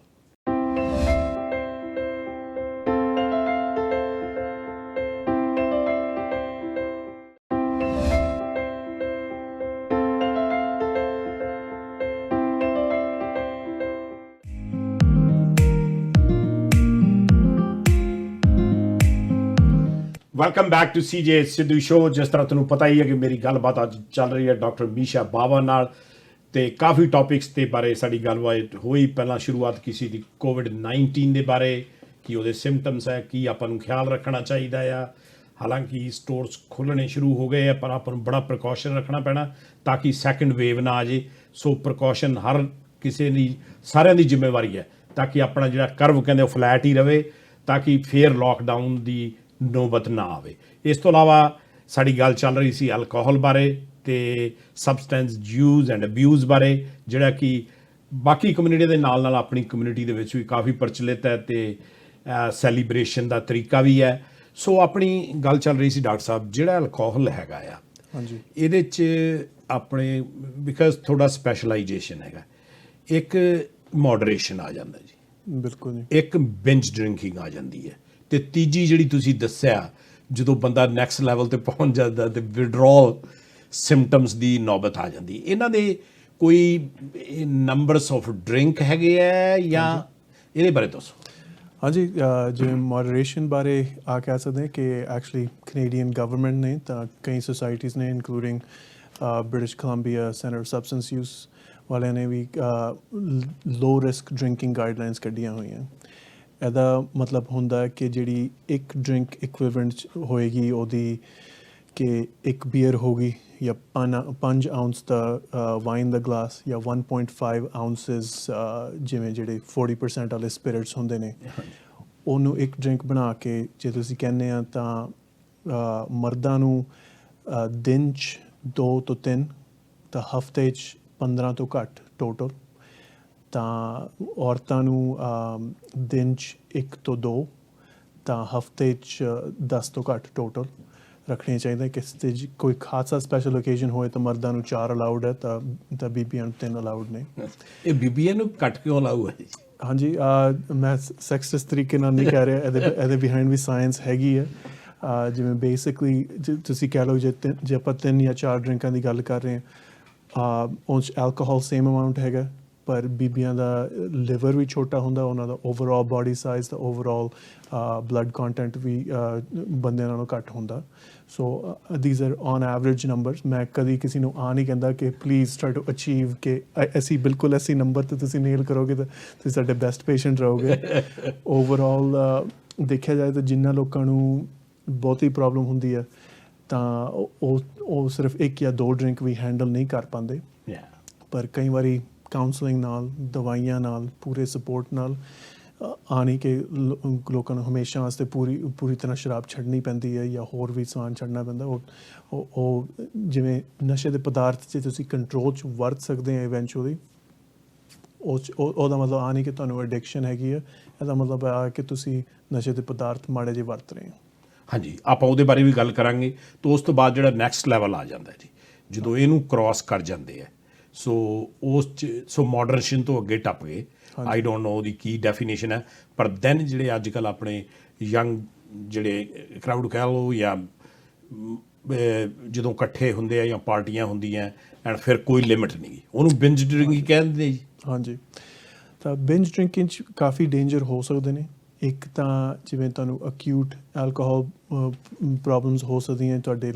ਲਿਵਰ ਨੂੰ ਕਾਫੀ ਇਫੈਕਟ ਹੋ ਸਕਦਾ ਉਹਦੇ ਨਾਲ, ਤੁਹਾਡੀ ਕਿਡਨੀਜ਼ ਨੂੰ ਇਫੈਕਟ ਹੋ ਸਕਦਾ। ਪਰ ਜਿਹੜੀ ਚੀਜ਼ ਬਾਰੇ ਆਪਾਂ ਬਹੁਤ ਫਿਕਰ ਕਰੀਦੀ ਹੈ ਕਿ ਜਿਵੇਂ ਲੋਕ ਬਿਲਕੁਲ ਟੁੰਨ ਹੋ ਜਾਂਦੇ ਨੇ, ਉਹਦੇ ਜੇ ਤੁਸੀਂ ਬਹੁਤ ਜ਼ਿਆਦਾ ਐਲਕੋਹਲ ਟੌਕਸਿਸਿਟੀ ਕਰ ਲਓ ਤਾਂ ਤੁਹਾਡਾ ਸਾਹ ਵੀ ਰੁਕ ਸਕਦਾ ਅਤੇ ਨਾਲੇ ਤੁਹਾਨੂੰ ਹੋਰ ਪ੍ਰੋਬਲਮਸ ਹੋ ਸਕਦੀਆਂ, ਜਿਵੇਂ ਲੋਕਾਂ ਨੂੰ ਉਲਟੀਆਂ ਆ ਜਾਂਦੀਆਂ। ਤਾਂ ਪਰ ਉਹਨਾਂ ਦੀ ਕੌਨਸ਼ੀਅਸ ਲੈਵਲ ਇੰਨਾ ਘਟਿਆ ਹੁੰਦਾ ਕਿ ਉਹ ਐਕਚੁਅਲੀ ਚੋਕਿੰਗ ਹੋ ਜਾਂਦੀ ਹੈ, ਲੰਗਸ 'ਚ ਲੈ ਲੈਂਦੇ ਨੇ, ਡੈਥ ਵੀ ਹੋ ਸਕਦੀ। ਬਿਲਕੁਲ ਜੀ, ਕਈ ਕੇਸਿਸ ਹੋਈਆਂ ਨੇ। ਤਾਂ ਨਾਲੇ ਇੰਨਾ ਪੀ ਕੇ ਲੋਕ ਜਿਵੇਂ ਆਪਾਂ ਕਹਿੰਦੇ ਹਾਂ ਕਿ ਦੰਗੇ ਕਰਦੇ ਨੇ, ਪਰ ਹੋਰ ਪ੍ਰੋਬਲਮਸ ਵੀ ਬਹੁਤ ਹੁੰਦੀਆਂ। ਲੋਕਾਂ ਨੂੰ ਸੁਸਾਈਡਲ ਆਈਡੀਏਸ਼ਨ ਹੋ ਜਾਂਦੀ ਹੈ, ਤਾਂ ਉਹਨੇ ਜਿਹੜੀ ਬਾਕੀ ਪ੍ਰੋਬਲਮਸ ਆਉਣ ਲੱਗ ਪੈਂਦੀਆਂ ਨੇ, ਪਰ ਉਹਦੇ 'ਤੇ ਉਹ ਐਕਟ ਕਰਨ ਲੱਗ ਪੈਂਦੇ ਨੇ, ਜਾਂ ਪਾਰਟਨਰ ਵਾਇਲੈਂਸ ਹੋ ਸਕਦੀ ਹੈ। ਪਰ ਜਿਵੇਂ ਤੁਸੀਂ ਆਪਣੇ ਤਰਫ ਵੀ ਵਾਇਲੈਂਟ ਹੋ ਸਕਦੇ ਆ, ਜਾਂ ਤੁਹਾਡੇ ਐਕਸੀਡੈਂਟਸ ਵਗੈਰਾ ਹੋ ਸਕਦੇ ਨੇ। ਸੋ ਕਾਫੀ ਡੇਂਜਰ ਨੇ। ਪਰ ਤੁਹਾਡੀ ਗੱਲ ਬਿਲਕੁਲ ਸਹੀ ਹੈ, ਜਿਹੜੀ ਚੀਜ਼ ਬਾਰੇ ਆਪਾਂ ਬਹੁਤ ਜ਼ਿਆਦਾ ਫਿਕਰ ਕਰਦੇ ਹਾਂ ਉਹ ਉਸ ਲੈਵਲ 'ਤੇ ਹੈ ਜਿਹੜੀ ਲੋਕੀ ਰੋਜ਼ ਹੈਵੀ ਡਰਿੰਕ ਕਰ ਰਹੇ ਨੇ। ਪਰ ਇਹਦਾ ਮਤਲਬ ਨਹੀਂ ਕਿ ਬਿੰਜ ਡਰਿੰਕਿੰਗ 'ਚ ਬਹੁਤ ਜ਼ਿਆਦਾ ਘੱਟ ਰਿਸਕਸ ਨੇ। ਲੋਕੀ ਆਪਣੇ ਆਪ ਨੂੰ ਬਹੁਤ ਤਰੀਕੇ ਨਾਲ ਡੈਮੇਜ ਕਰ ਸਕਦੇ ਨੇ। ਸੋ ਜਿਹੜੇ ਤੁਹਾਡੇ ਤੁਸੀਂ come across the patients with these kind of problems, and you said delirium and all those kind of withdrawal symptoms and stuff, ਉਹ ਜਿਹੜੀ ਸਟੇਜ ਹੈਗੀ ਹੈ, ਉਹਨਾਂ ਬੰਦਿਆਂ ਦਾ ਜਿਹੜਾ ਹੈਗਾ ਪ੍ਰੋਗਨੋਸਿਸ ਜਾਂ ਡਾਇਗਨੋਸਿਸ ਉਹ ਕਿਹੜੇ ਲੈਵਲ 'ਤੇ ਚਲਾ ਜਾਂਦਾ ਹੈ? ਹਾਂਜੀ ਜੀ, ਵਿਡਰਾਲ ਇਨ ਇਟਸੈਲਫ ਜਿਵੇਂ ਆਪਾਂ ਉਹਨੂੰ ਕਹਿੰਦੇ ਹਾਂ ਕਿ ਆ ਮੈਡੀਕਲ ਐਮਰਜੈਂਸੀ ਹੈਗੀ ਹੈ, ਇਸ ਗੱਲ ਨੂੰ ਅਸੀਂ ਬਹੁਤ ਸੀਰੀਅਸ ਲੈਂਦੇ ਹਾਂ। ਪਰ ਉਹਦਾ ਕਾਰਨ ਆ ਹੈ ਕਿ ਬਿਕਾਜ਼ ਲੋਕਾਂ ਨੂੰ ਸੀਜ਼ਰਸ ਹੋ ਸਕਦੇ ਨੇ, ਤਾਂ ਉਹਨਾਂ ਨੂੰ ਡਿਲੀਰੀਅਮ ਟ੍ਰੈਮਰਸ ਹੋ ਸਕਦਾ। ਜਿਹੜੇ ਅਨਟ੍ਰੀਟਡ ਹੋਣ ਤਾਂ ਉਸ 'ਚ ਡੈਥ ਰਿਸਕ 30% ਹੁੰਦਾ। ਪਰ ਜਿਵੇਂ ਪ੍ਰੋਪਰਲੀ ਟਰੀਟਮੈਂਟ ਨਾਲ ਅਸੀਂ ਉਸ ਸਟੇਜ ਨੂੰ ਅਸੀਂ ਮੈਡੀਕਲੀ ਹੈਂਡਲ ਕਰਨ 'ਚ ਬਹੁਤ ਅੱਛੇ ਹੈਗੇ ਹਾਂ। ਅਸੀਂ ਉਸ ਤੋਂ ਜੇ ਤੁਸੀਂ ਹਸਪਤਾਲ ਆ ਜਾਓ ਜਾਂ ਤੁਸੀਂ ਡੀਟੌਕਸ ਚਲੇ ਜਾਓ ਤਾਂ ਤੁਹਾਡੇ ਚਾਂਸ ਆਫ ਤੁਹਾਨੂੰ ਕੋਈ ਹਾਰਮ ਆਉਣ ਦੇ 1 ਜਾਂ 4% ਹੋਏਗਾ। ਪਰ ਉਸ ਤੋਂ ਬਾਅਦ the hard work starts ਕਿ ਆਪਾਂ ਕਿਵੇਂ ਇਸ ਪ੍ਰੋਬਲਮ ਨੂੰ ਮੈਡੀਕਲ ਸਮਝ ਕੇ, ਸਾਈਕੋਲੋਜੀਕਲ ਸਮਝ ਕੇ ਕਿਵੇਂ ਇਹਦੀ ਟਰੀਟਮੈਂਟ ਕਰਨੀ ਹੈ ਅੱਗੋਂ। ਤਾਂ ਇਹਦੇ ਵਾਸਤੇ ਜਿਵੇਂ ਲੋਕਾਂ ਨੂੰ ਕੁਛ ਲੈਵਲ 'ਤੇ ਐਕਸੈਪਟੈਂਸ ਕਰਨੀ ਪੈਂਦੀ ਹੈ ਕਿ ਮੈਨੂੰ ਪ੍ਰੋਬਲਮ ਹੈਗੀ ਹੈ। ਤਾਂ ਉਸ ਤੋਂ ਬਾਅਦ ਟਰੀਟਮੈਂਟਸ ਹੈਗੀਆਂ ਨੇ, ਦਵਾਈਆਂ ਹੈਗੀਆਂ ਜਿਹੜੀਆਂ ਤੁਹਾਡੀ ਮਦਦ ਕਰ ਸਕਦੀਆਂ ਨੇ ਤੁਹਾਡੀ ਡਰਿੰਕਿੰਗ ਘਟਾਉਣ 'ਚ, ਤੁਹਾਡੀ ਡਰਿੰਕਿੰਗ ਬਿਲਕੁਲ ਬੰਦ ਕਰਨ 'ਚ, ਤੁਹਾਡੀ ਇੰਜੋਇਮੈਂਟ ਡਰਿੰਕਿੰਗ ਨਾਲੋਂ ਘਟਾਉਣ 'ਚ। ਤਾਂ ਨਾਲੇ ਕਾਉਂਸਲਿੰਗ ਹੈਗੀ ਹੈ, ਇਨ ਪੇਸ਼ੈਂਟ ਟਰੀਟਮੈਂਟ ਹੈਗੀ ਹੈ ਜਿਹਨੂੰ ਆਪਾਂ ਰੀਹੈਬ ਵੀ ਕਹਿੰਦੇ ਹਾਂ। So lots of options in terms of treatment. ਤਾਂ ਕਈ ਜਗ੍ਹਾਵਾਂ 'ਤੇ ਵੀ ਅਵੇਲੇਬਲ ਹੈਗੀ, ਸਾਰੇ ਮੇਜਰ ਹਸਪੀਟਲਸ 'ਤੇ ਐਡਿਕਸ਼ਨ ਸਰਵਿਸਿਜ਼ ਅਵੇਲੇਬਲ ਹੈਗੀਆਂ ਨੇ। ਤਾਂ ਸਾਡੀ ਸਾਊਥ ਏਸ਼ੀਅਨ ਪਾਪੂਲੇਸ਼ਨ 'ਤੇ ਵੀ ਫੋਕਸਡ ਕੁਛ ਕਲੀਨਿਕਸ ਵਗੈਰਾ ਹੈਗੇ ਨੇ। ਸੋ ਇਹ ਜਿਹੜਾ ਆਪਣੇ ਤੁਸੀਂ ਗੱਲ ਕਰ ਰਹੇ ਸੀਗੀ, ਇਸ ਦਾ ਇਫੈਕਟ ਹਰ ਬੰਦੇ ਦੇ ਡਿਫਰੈਂਟ ਪੈਂਦਾ ਹੈ। ਮੇਰੇ ਖਿਆਲ ਉਹਨਾਂ ਦੇ ਜਿਹੜੇ ਰਿਸਕ ਫੈਕਟਰ ਜਿਹੜੇ ਹੈਗੇ, ਬੰਦਾ ਡਾਇਬੈਟਿਕ ਹੈ, ਹਾਈ ਕੋਲੈਸਟਰੋਲ ਹੈ, ਹਾਈ ਬਲੱਡ ਪ੍ਰੈਸ਼ਰ ਹੈਗਾ, ਅਤੇ ਇਹਦੇ ਨਾਲ ਥੋੜ੍ਹੀ ਜਿਹੀ ਤੁਸੀਂ ਰੋਸ਼ਨੀ ਪਾਇਓ ਲਿਵਰ ਜਿਹੜਾ ਹੈਗਾ, ਲਿਵਰ 'ਤੇ ਸ਼ਰਾਬ ਮੇਰੇ ਖਿਆਲ ਸਾਰਿਆਂ ਨਾਲੋਂ ਜ਼ਿਆਦਾ ਅਸਰ ਕਰਦੀ ਹੈ। But you can tell as a medical professional ਤੇ ਇਸ ਤੇ ਜਿਹੜਾ ਇਹਦਾ ਇੰਪੈਕਟ ਹੈਗਾ ਆ ਕਿੰਨਾ ਕੁ ਪੈਂਦਾ ਆ ਤੇ ਜੇ ਪੀਪਲ ਪ੍ਰੀਕਾਸ਼ਨ ਲੈ ਜਾਣ ਕਿੰਨੀ ਛੇਤੀ ਉਹਦੀ ਰਿਕਵਰੀ ਹੋ ਜਾਂਦੀ? ਹਾਂਜੀ, ਸੋ ਲਿਵਰ ਡਿਜ਼ੀਜ਼ ਦਾ ਵੀ ਦੇਖਿਆ ਜਾਵੇ ਤਾਂ ਓਵਰਆਲ ਕਾਫੀ ਸਪੈਕਟਰਮ ਹੈਗਾ ਹੈ ਨਾ। ਸੋ ਕੁਛ ਲੋਕ ਹੁੰਦੇ ਨੇ ਜਿਹੜੇ 10 ਸਾਲਾਂ 15-20 ਸਾਲਾਂ ਸ਼ਰਾਬ ਪੀ ਸਕਦੇ ਨੇ, ਉਹਨਾਂ ਦੇ ਲਿਵਰ ਨੂੰ ਕੁਛ ਲੈਵਲ ਦਾ ਡੈਮੇਜ ਤਾਂ ਹੋਏਗਾ, ਉਸ 'ਚ ਕਈ ਸਟੇਜਸ ਹੁੰਦੀਆਂ ਨੇ, ਪਰ ਉਹ ਐਂਡ ਸਟੇਜ ਲਿਵਰ ਡਿਜ਼ੀਜ਼ ਜਿਹਨੂੰ ਅਸੀਂ ਸਿਰੋਸਿਸ ਕਹਿੰਦੇ ਹਾਂ ਉੱਥੇ ਤੱਕ ਭਾਵੇਂ ਪਹੁੰਚਣ ਨਾ ਪਹੁੰਚਣ ਹੈ ਨਾ। ਪਰ ਅਸੀਂ ਸਾਲੋਂ ਸਾਲ ਕਈ ਵਾਰੀ ਜਵਾਨਾਂ ਨੂੰ ਵੀ ਦੇਖਦੇ ਹਾਂ, ਮੈਂ 28 ਸਾਲ ਦੇ ਬੰਦੇ ਨੂੰ ਐਂਡ ਸਟੇਜ ਲਿਵਰ ਡਿਜ਼ੀਜ਼ ਤੋਂ ਮਰਦੇ ਦੇਖਿਆ, ਤਾਂ ਉਹਨੇ ਸਿਰਫ ਮੇਰੇ ਖਿਆਲ 3-4 ਸਾਲ ਹੈਵੀ ਸ਼ਰਾਬ ਪੀਤੀ ਹੋਣੀ ਆ। ਸੋ ਡਿਪੈਂਡ ਕਰਦਾ ਕਿ ਤੁਹਾਡਾ ਓਵਰਆਲ ਸਬਸਟ੍ਰੇਟ ਕੀ ਹੈਗਾ। ਪਰ ਤੁਹਾਡੀ ਗੱਲ ਬਿਲਕੁਲ ਸਹੀ ਹੈ ਕਿ ਸਾਡੀ ਸੁਸਾਇਟੀ 'ਚ ਇਸ ਵੇਲੇ ਵੀ ਨੰਬਰ 1 ਕਾਜ਼ ਲਿਵਰ ਪ੍ਰੋਬਲਮਸ ਦਾ ਐਲਕੋਹਲ ਹੈਗਾ, ਤਾਂ ਕਾਫੀ ਸਪੈਕਟਰਮ ਆਫ ਡਿਜ਼ੀਜ਼ਸ ਕਾਜ਼ ਕਰਦਾ। ਤੁਹਾਨੂੰ ਅਕਿਊਟ ਲਿਵਰ ਫੇਲੀਅਰ ਵੀ ਹੋ ਸਕਦਾ ਜਿਨ ਐਲਕੋਹਲਿਕ ਹੈਪੇਟਾਈਟਸ ਤੋਂ, ਦਾ ਮਤਲਬ ਕਿ ਲਿਵਰ ਇੰਨਾ ਇਨਫਲੇਮ ਹੋ ਚੁੱਕਾ ਇੱਕੋ ਵਾਰੀ 'ਚ ਹੀ ਕਿ ਤੁਹਾਡਾ ਲਿਵਰ ਉਸ ਤੋਂ ਬਾਅਦ ਫੇਲ ਹੋ ਸਕਦਾ। ਪਰ ਕਰੋਨਿਕ ਇਫੈਕਟ ਅਸੀਂ ਜ਼ਿਆਦਾ ਦੇਖਦੇ ਹਾਂ, ਜਿਹਦਾ ਮਤਲਬ ਕਿ ਲੰਬਾ ਟਾਈਮ ਤੁਸੀਂ ਆਪਣੇ ਲਿਵਰ ਨੂੰ ਪਨਿਸ਼ ਕਰੀ ਜਾਂਦੇ ਆ ਸ਼ਰਾਬ ਨਾਲ, ਤਾਂ ਉਸ ਤੋਂ ਬਾਅਦ ਉਹ ਫੇਲ ਹੋ ਜਾਂਦਾ। ਤਾਂ ਜਿਵੇਂ ਜੇ ਤੁਹਾਨੂੰ ਇੱਕ ਵਾਰੀ ਸਿਰੋਸਿਸ ਹੋ ਜਾਏ, ਉਸ 'ਤੇ ਬਹੁਤ ਸਾਰੀਆਂ ਮੈਡੀਕਲ ਕੋਮੋਰਬਿਡਿਟੀਜ਼ ਨਾਲ ਆ ਜਾਂਦੀਆਂ ਨੇ। ਬਹੁਤ ਹੀ ਮਾੜੀ ਤਰ੍ਹਾਂ ਜਿਵੇਂ ਜੀਨ ਜਾਂ ਮਰਨ ਦਾ ਤਰੀਕਾ ਹੈਗਾ ਮੈਂ ਕਹਾਂਗਾ, ਤਾਂ ਨਾਲੇ ਉਸ ਤੋਂ ਬਾਅਦ ਮੇਨ ਸੋਲਿਊਸ਼ਨ ਸਿਰਫ ਟ੍ਰਾਂਸਪਲਾਂਟ ਦਾ ਹੁੰਦਾ, ਤਾਂ ਐਵਰੇਜ ਲਾਈਫ ਟਾਈਮ ਵੀ ਉਸ ਤੋਂ ਬਾਅਦ ਅਬਾਊਟ 3 years ਹੁੰਦਾ। ਪਰ ਉਸ 'ਚ ਵੀ ਸਪੈਕਟਰਮ ਹੈਗਾ, ਕੁਛ ਲੋਕ ਜ਼ਿਆਦਾ ਜੀਣਗੇ, ਕੁਛ ਲੋਕ ਘੱਟ। ਸੋ ਸਾਡੀ ਗੱਲ ਅੱਜ ਚੱਲ ਰਹੀ ਹੈ ਡਾਕਟਰ ਮੀਸ਼ਾ ਬਾਵਾ ਨਾਲ। ਸਾਡੀਆਂ ਫੋਨ ਲਾਈਨਸ ਓਪਨ ਹੈ, ਸਾਡੀ ਕਾਫੀ ਓਪਨ ਕਨਵਰਸੇਸ਼ਨ ਚੱਲ ਰਹੀ ਹੈ। ਤੁਹਾਨੂੰ ਐਨੀ ਕੁਐਸਚਨ ਡਰੱਗਸ ਬਾਰੇ, ਸਬਸਟੈਂਸ ਯੂਜ਼ ਬਾਰੇ, ਅਬਿਊਜ਼ ਬਾਰੇ, ਅਲਕੋਹਲ ਬਾਰੇ, ਤੁਸੀਂ ਸਾਨੂੰ ਕਾਲ ਕਰ ਸਕਦੇ ਹੋ। ਸਾਡੇ ਫੋਨ ਨੰਬਰਸ ਸਕਰੀਨ ਦੇ ਉੱਪਰ ਚੱਲ ਰਹੇ ਹੈ। I will ask you a little different question about than this one. ਆਪਾਂ ਕਈ ਵਾਰੀ ਕਹਿ ਦਿੰਦੇ ਵੀ ਬੰਦਾ ਸੁੱਤਾ ਰਹਿ ਗਿਆ, ਮਤਲਬ morally it can be a sudden like with no history. Young people ਮੈਂ ਦੇਖੇ, ਤੁਸੀਂ ਵੀ ਦੇਖਦੇ ਹੋਣੇ ਆ, 30-30 35-35 ਸਾਲ ਦੇ ਬੰਦਾ ਉੱਠਿਆ ਹੀ ਨਹੀਂਗਾ, ਮਤਲਬ it might B A cardiac arrest, don't know what are the factors, sometimes dehydration, ਸ਼ਰਾਬ ਪੀਂਦੇ ਰਹੇ ਸੌਂ ਗਏ, ਪਾਣੀ ਪੀਤਾ ਨਹੀਂਗਾ। ਹਾਂਜੀ, tell that what can be ਜਦੋਂ ਕਹਿੰਦੇ ਵੀ ਬੰਦਾ ਉੱਠਿਆ ਹੀ ਨਹੀਂ ਸਵੇਰੇ। ਹਾਂਜੀ, ਇਹਦੇ ਮੋਸਟ ਕਾਮਨ ਰੀਜ਼ਨਸ ਸਾਡੀ ਸੁਸਾਇਟੀ 'ਚ ਦੇਖਿਆ ਜਾਏ ਤਾਂ ਓਪੀਓਇਡ ਓਵਰਡੋਸ ਹੋਏਗੀ। ਪਰ ਆਬਵੀਅਸਲੀ ਜਿਵੇਂ ਤੁਸੀਂ ਕਹਿ ਰਹੇ ਹੋ ਕਿ ਜੇ ਕੋਈ ਫਾਊਲ ਪਲੇ ਉੱਦਾਂ ਦਾ ਨਹੀਂ ਇਨਵੋਲਵਡ ਹੈਗਾ, ਜਿਵੇਂ ਕੋਈ ਓਵਰਡੋਸ ਇਨਵੋਲਵ ਨਹੀਂ ਕਿਉਂਕਿ ਬੰਦੇ ਨੇ ਨਾਲ ਨਸ਼ੇ ਦੇ ਸਮਾਨ ਦੀ ਵਰਤੋਂ ਨਹੀਂ ਕੀਤੀ ਹੋਈ, ਤਾਂ ਮੋਸਟ ਕਾਮਨ ਰੀਜ਼ਨਸ ਇਹਦੇ ਆਹੀ ਹੋਣਗੇ ਕਿ ਤੁਸੀਂ ਜਾਂ ਆਪਣੇ ਸਬਸਟੈਂਸ ਯੂਜ਼ ਨਾਲ ਆਪਣੇ ਆਪ ਨੂੰ ਬਹੁਤ ਔਖਾ ਕੀਤਾ ਹੋਇਆ, ਜਾਂ ਤੁਹਾਨੂੰ ਕੋਈ ਅੰਡਰਲਾਈਂਗ ਹਾਰਟ ਕੰਡੀਸ਼ਨ ਹੈਗੀ ਹੈ। ਜਿਵੇਂ ਨਹੀਂ ਕਿ ਤੁਸੀਂ ਮਤਲਬ ਕਾਫੀ ਸਾਲ ਆਪਣੀ ਆਰਟਰੀਜ਼ ਨੂੰ ਡੈਮੇਜ ਕਰਕੇ ਜਾਂ ਜਿਵੇਂ ਆਪਣੀ ਸੋਸਾਇਟੀ 'ਚ ਤੁਸੀਂ ਸੁਣਿਆ ਕੋਰੋਨਰੀ ਆਰਟਰੀ ਡਿਜ਼ੀਜ਼ ਬਹੁਤ ਚੱਲਦਾ, ਜਿਹੜਾ ਮੇਨ ਡਿਜ਼ੀਜ਼ ਹੈ ਜਿਹਦੇ ਨਾਲ ਹਾਰਟ ਅਟੈਕਸ ਹੁੰਦੇ ਨੇ। ਪਰ ਕਈ ਲੋਕਾਂ ਨੂੰ ਜੈਨੇਟਿਕ ਇਸ਼ੂਜ਼ ਵੀ ਹੁੰਦੇ ਨੇ। ਫੋਰ ਐਗਜ਼ਾਮਪਲ ਇੱਕ ਚੀਜ਼ ਹੁਕਮ ਕਰਕੇ ਹੁੰਦੀ ਹੈ, ਜਿਸ ਮਤਲਬ ਹਾਰਟ ਦੀ ਕੁਛ ਮਸਲਸ ਬਹੁਤ ਜ਼ਿਆਦਾ ਵਧੀਆ ਹੁੰਦੀਆਂ ਨੇ। ਸੋ ਇੱਕ ਦਿਨ ਕਈ ਐਥਲੀਟਸ ਸਪੋਰਟਸ ਖੇਡਦੇ ਮਰ ਜਾਂਦੇ ਨੇ, ਜਾਂ ਕਈ ਲੋਕ ਸਵੇਰੇ ਨਹੀਂ ਉੱਠਦੇ। ਪਰ ਵੱਡੇ ਸਟ੍ਰੋਕਸ ਵੀ ਹੋ ਸਕਦੇ ਨੇ। ਪਰ ਅਸੀਂ ਐਕਚੁਅਲੀ ਇਹੋ ਜਿਹੇ ਕੇਸਿਸ ਵੀ ਦੇਖੇ ਹੋਏ ਨੇ। ਇੱਕ ਮੇਰੇ ਖਿਆਲ ਕਾਫੀ ਹੁਣ 3-4 ਸਾਲ ਦੀ ਗੱਲ ਹੈ, 28-29 ਸਾਲ ਦਾ ਮੁੰਡਾ ਸੀਗਾ, ਕਈ ਵਾਰੀ ਹਸਪਤਾਲ ਆਇਆ ਐਲਕੋਹਲ ਵਿਡਰਾਅਲ ਨਾਲ। ਇੱਕ ਵਾਰੀ ਆਇਆ, ਉਹਦੀ ਸੇਮ ਟਰੀਟਮੈਂਟ ਚੱਲ ਰਹੀ ਸੀ ਜਿਹੜੀ ਅਸੀਂ ਹਰ ਵਾਰੀ ਕਰਦੇ ਹਾਂ। ਉਹਦਾ ਕੋਈ ਇੰਨੀ ਇਹੋ ਜਿਹੀ ਇੰਡੀਕੇਸ਼ਨ ਨਹੀਂ ਦਿੱਤੀ ਕਿ ਉਹਦੀ ਬਹੁਤ ਹਾਲਤ ਖਰਾਬ ਹੈ। ਪਰ 4 ਘੰਟੇ ਬਾਅਦ unfortunately come to the hospital, ਉਹਨੂੰ he was found dead and it's unclear. ਉਹਦੀ ਫੈਮਿਲੀ ਡਿਸਾਈਡ ਕੀਤਾ ਉਹ ਆਟੋਪਸੀ ਨਹੀਂ ਕਰਨਾ ਚਾਹੁੰਦੇ। ਸੋ ਅਸੀਂ ਕਦੇ ਪੱਕਾ ਨਹੀਂ ਕਰ ਪਾਵਾਂਗੇ ਕਿ ਕੀ ਕਾਰਨ ਸੀ। ਪਰ ਡੈਫੀਨਿਟਲੀ ਜੇ ਤੁਸੀਂ ਬਹੁਤ ਜ਼ਿਆਦਾ ਨਸ਼ੇ ਦੀ ਪਦਾਰਥਾਂ ਦੀ ਵਰਤੋਂ ਕਰ ਰਹੇ ਆ, ਹੋ ਸਕਦਾ ਤੁਸੀਂ ਆਪਣੀ ਬਾਡੀ ਨੂੰ ਬਹੁਤ ਰਿਸਕ 'ਤੇ ਪਾਓ, ਤਾਂ ਲੋਕਾਂ ਨੂੰ ਇਨਫੈਕਸ਼ਨ ਵੀ ਹੋ ਸਕਦੇ ਨੇ। That's very devastating for the family. ਮਤਲਬ 28 ਸਾਲ ਦੇ ਨਿਆਣੇ ਦੀ ਡੈਥ ਹੋਣੀ, ਮਤਲਬ it's heart breaking that we are losing our young people like that, Dr. Bawa. But ਆਪਾਂ ਹੁਣ ਥੋੜ੍ਹੀ ਜਿਹੀ ਜਿਹੜੀ ਆ ਓਪੀਓਡ ਕ੍ਰਾਈਸਿਸ ਜਿਹੜਾ ਹੈਗਾ ਆ ਆਪਣੇ ਬ੍ਰਿਟਿਸ਼ ਕੋਲੰਬੀਆ 'ਚ it's paramount the numbers are crazy ਬਿਲਕੁਲ ਐਂਡ ਉਹਦੇ ਬਾਰੇ ਗੱਲ ਕਰੋ ਪਹਿਲਾਂ ਤਾਂ ਸਾਰੇ ਜਿਹੜੇ ਆਪਣੇ ਵਿਊਅਰਸ ਆ ਉਹਨਾਂ ਨੂੰ ਪਲੀਜ਼ ਉਹਨਾਂ ਨੂੰ ਦੱਸੋ ਓਪੀਓਡ ਹੁੰਦਾ ਕੀ ਹੈ we will start with that and then ਜਿਹੜੀਆਂ ਆਪਣੇ ਦੂਸਰੀਆਂ ਡਰੱਗਸ ਆਪਣੇ ਚਿੱਟਾ ਕਹਿ ਦਿੰਦੇ cocaine and then hashish and marijuana and let's start with the opioid explain them and then build the story on that opioid is a general term ਜਿਹੜੀ ਕੁਝ naturally occurring substance ਹੁੰਦੇ ਨੇ ਜਿਵੇਂ ਜਿਹੜੇ poppy plants ਹੁੰਦੇ ਨੇ ਉਹਨਾਂ ਦੇ juices ਚੋਂ ਨਿਕਲਦਾ morphine codeine ਵਗੈਰਾ ਤਾਂ ਉਹਨਾਂ ਨੂੰ ਹੋਰ sort of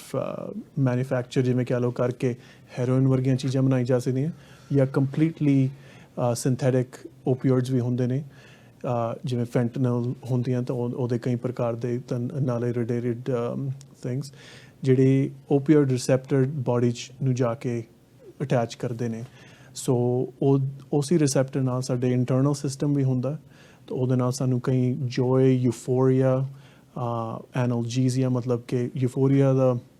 I don't know ਕਿ ਐਗਜ਼ੈਕਟ ਪੰਜਾਬੀ ਟ੍ਰਾਂਸਲੇਸ਼ਨ ਕੀ ਹੋਏਗੀ ਪਰ ਜਿਵੇਂ ਖੁਸ਼ੀ ਦੀ ਫੀਲਿੰਗ ਤੇ ਨਾਲੇ ਅੱਛੀ ਫੀਲਿੰਗ ਵੀ ਆਉਂਦੀ ਹੈ ਤੇ ਨਾਲੇ ਉਹਦੇ ਨਾਲ ਵੀ ਅਨਫੋਰਚੂਨੇਟਲੀ ਅੱਗੇ ਜਾ ਕੇ ਜੇ ਤੁਸੀਂ ਕਾਫੀ ਉਹਨੂੰ ਉਸੇ ਸੇਮ ਰਿਸੈਪਟਰਸ ਨੂੰ ਐਕਟੀਵੇਟ ਕਰੀ ਜਾਓ ਤਾਂ ਤੁਹਾਡੀ ਬਰੀਥਿੰਗ ਵੀ ਸਲੋ ਡਾਊਨ ਹੋ ਕੇ ਤਾਂ ਫਿਰ ਉਸ ਤੋਂ ਬਾਅਦ ਬੰਦ ਵੀ ਹੋ ਸਕਦੀ ਹੈ ਤਾਂ ਇਸ ਕਰਕੇ ਲੋਕਾਂ ਦੀ ਓਵਰਡੋਸਿਸ ਹੁੰਦੀਆਂ ਨੇ ਤਾਂ ਇਹ ਅਟੈਕ ਕਿੱਥੇ ਕਰਦੀਆਂ ਹਮੇਸ਼ਾ ਹਾਂਜੀ ਜਿਵੇਂ ਸ਼ਰਾਬ ਲਿਵਰ ਨੂੰ ਜ਼ਿਆਦਾ ਜਾਂਦੀ ਹੈ ਹਾਂਜੀ ਇਹ ਜਿਹੜੀਆਂ ਹੈਗੀਆਂ ਓਪੀਓਡ ਜਿਹੜੀਆਂ ਫੈਂਟਨਲ ਤੇ ਇਹ ਜਿਹੜੀਆਂ ਹੈਗੀਆਂ ਡਰੱਗਸ ਹਾਂਜੀ ਇਹ ਕਿੱਥੇ ਜਾ ਕੇ ਅਸਰ ਕਰਦੀਆਂ ਹਾਂਜੀ ਹੈ ਤਾਂ ਜਿਵੇਂ ਆ ਸਾਰੇ ਸਬਸਟੈਂਸਸ ਸਾਈਕੋ ਐਕਟਿਵ ਤਾਂ ਹੁੰਦੇ ਹੀ ਨੇ ਹੈ ਨਾ ਹਾਂਜੀ ਇਹਨਾਂ ਦਿਮਾਗ 'ਤੇ ਇਫੈਕਟ ਤਾਂ ਹੈਗਾ ਹੀ ਤਾਂ ਹੀ ਆਪਾਂ ਸ਼ਰਾਬ ਨੂੰ ਵੀ ਇੰਜੋਏ ਕਰਦੇ ਹਾਂ ਪਰ ਡੈਮੇਜ ਜਿਵੇਂ ਸ਼ਰਾਬ ਦਾ ਕਈ ਸਾਰੇ ਪਾਸੇ ਐਂਡ ਲਿਵਰ 'ਤੇ ਬਹੁਤ ਫੋਕਸ ਹੈਗਾ ਤਾਂ ਓਪੀਓਇਡਸ ਦੇ ਚੱਕਰ 'ਚ ਆ ਕਹਾਂਗੇ ਕਿ ਮੇਨ ਇਫੈਕਟ ਇਹਦਾ ਸੈਂਟਰਲ ਨਰਵਸ ਸਿਸਟਮ ਬ੍ਰੇਨ 'ਚ ਤਾਂ ਕਾਫੀ ਪੁਰਾਣੇ ਬ੍ਰੇਨ ਲੈਵਲ 'ਚ ਹੁੰਦਾ ਆਣੀ ਕਿ ਜਿਹੜੇ ਸਾਡਾ ਆਊਟਰ ਕੋਰਟੈਕਸ ਉੱਥੇ ਇੰਨਾ ਜ਼ਿਆਦਾ ਇਫੈਕਟ ਹੈਗਾ ਸੋ ਉੱਥੇ ਬਹੁਤ ਇਫੈਕਟ ਕਰਦੀ ਹੈ ਤਾਂ ਉੱਥੇ ਵੀ ਬਰੀਥਿੰਗ ਵੀ ਸਲੋ ਡਾਊਨ ਕਰਦੀ ਹੈ ਅਤੇ ਸਾਡੇ ਬਾਕੀ ਸਾਰੇ ਨਰਵਸ ਸਿਸਟਮ ਨੂੰ ਵੀ ਇਫੈਕਟ ਕਰਦੀ ਹੈ ਸੋ ਸਾਡੇ ਗੱਟ 'ਤੇ ਵੀ ਕਾਫੀ ਇਫੈਕਟ ਹੁੰਦਾ ਇਹਨੂੰ ਤਾਂ ਹੀ ਲੋਕੀ ਜਿਹੜੇ ਦਵਾਈਆਂ ਜੇ ਪ੍ਰਿਸਕ੍ਰਿਪਸ਼ਨ ਨਾਲ ਵਰਤਦੇ ਨੇ ਜਾਂ ਫਿਰ ਇਲੀਗਲੀ ਵਰਤ ਰਹੇ ਨੇ ਉਹਨਾਂ ਨੂੰ ਕਨਸਟੀਪੇਸ਼ਨ ਦੀ ਪ੍ਰੋਬਲਮ ਕਾਫੀ ਹੁੰਦੀ ਹੈ ਇਹਦੇ ਨਾਲ ਸੋ ਇਹ ਜਿਹੜੀਆਂ ਡਰੱਗਸ ਹੈਗੀਆਂ ਇਹ ਪਹਿਲਾਂ ਤਾਂ ਇਹ ਦੱਸੋ ਕਿਉਂਕਿ ਤੁਸੀਂ ਤਾਂ ਫਰੰਟ ਲਾਈਨ 'ਤੇ ਹੈਗੇ ਵੀ ਆਪਣੀ ਕਮਿਊਨਿਟੀ ਦੇ ਵਿੱਚ ਇਹ ਕਿੰਨੀਆਂ ਪ੍ਰੈਵਲੈਂਟ ਹੈਗੀਆਂ ਆ ਅਤੇ ਇਸ ਦੇ ਨਾਲ ਜਿਹੜੀਆਂ ਦੂਸਰੀਆਂ ਕਿਉਂਕਿ ਆਪਣੀ ਅਫੀਮ ਓਪੀਅਮ ਹੈ ਜਿਹੜੀ ਇਹ ਵੀ ਬੜੀ ਕਾਮਨ ਹੈਗੀ ਹੈ ਅਤੇ ਇਸ ਦੇ ਨਾਲ ਹੁਣ ਮੈਰੀਜੁਆਨਾ ਇਜ਼ ਇਲੀਗਲ ਅਤੇ ਆਪਣੇ ਕਈ ਲੋਕੀ ਕਹਿ ਦਿੰਦੇ ਵੀ marijuana because is a plant based and it's a healthy substance ਇਹਦੇ ਥੋੜ੍ਹਾ ਜਿਹਾ ਚਾਨਣਾ ਪਾਓ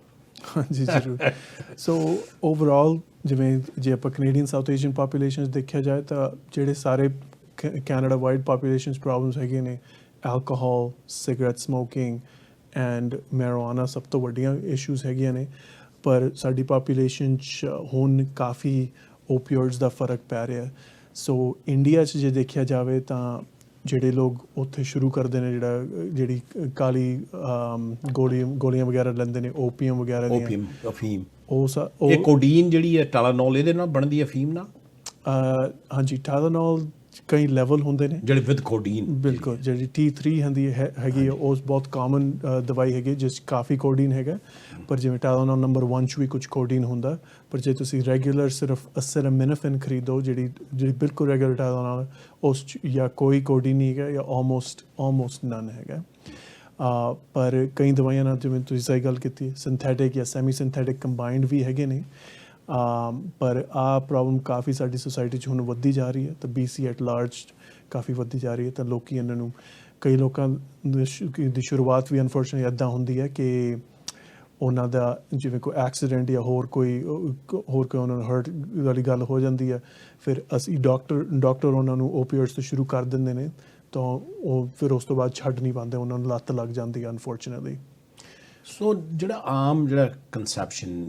ਮਤਲਬ ਹੈਗਾ ਕਮਿਊਨਿਟੀ ਦੇ ਵਿੱਚ ਜਾਂ ਇਨ ਜਨਰਲ ਹਾਂਜੀ ਉਹ ਕਹਿੰਦੇ ਵੀ ਚਲੋ ਸ਼ਰਾਬ ਅਤੇ ਦੂਜੀਆਂ ਜਿਹੜੀਆਂ ਆਦਤਾਂ ਥੋੜ੍ਹੀਆਂ ਜਿਹੀਆਂ ਰੈਲੇਟਿਵਲੀ ਛੱਡਣੀਆਂ ਸੌਖੀਆਂ ਹੁੰਦੀਆਂ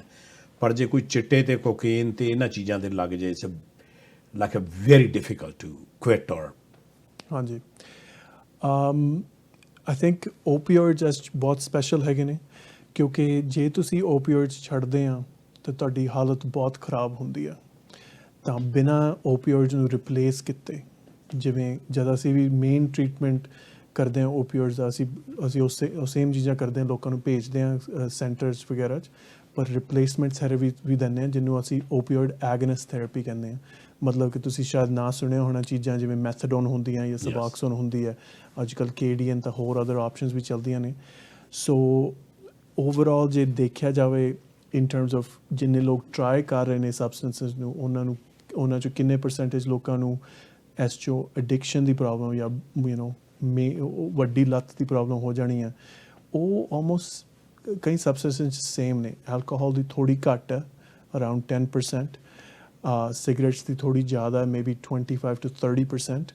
ਪਰ ਜਿਹੜੀ ਬਾਕੀ ਸਬਸਟੈਂਸਿਸ ਨੇ ਉਹ ਕਿੱਥੇ ਵਿੱਚ ਉਹਨਾਂ ਦੇ ਵਿੱਚ ਲਾਏ ਕਰਦੇ ਆ ਜਿਵੇਂ cocaine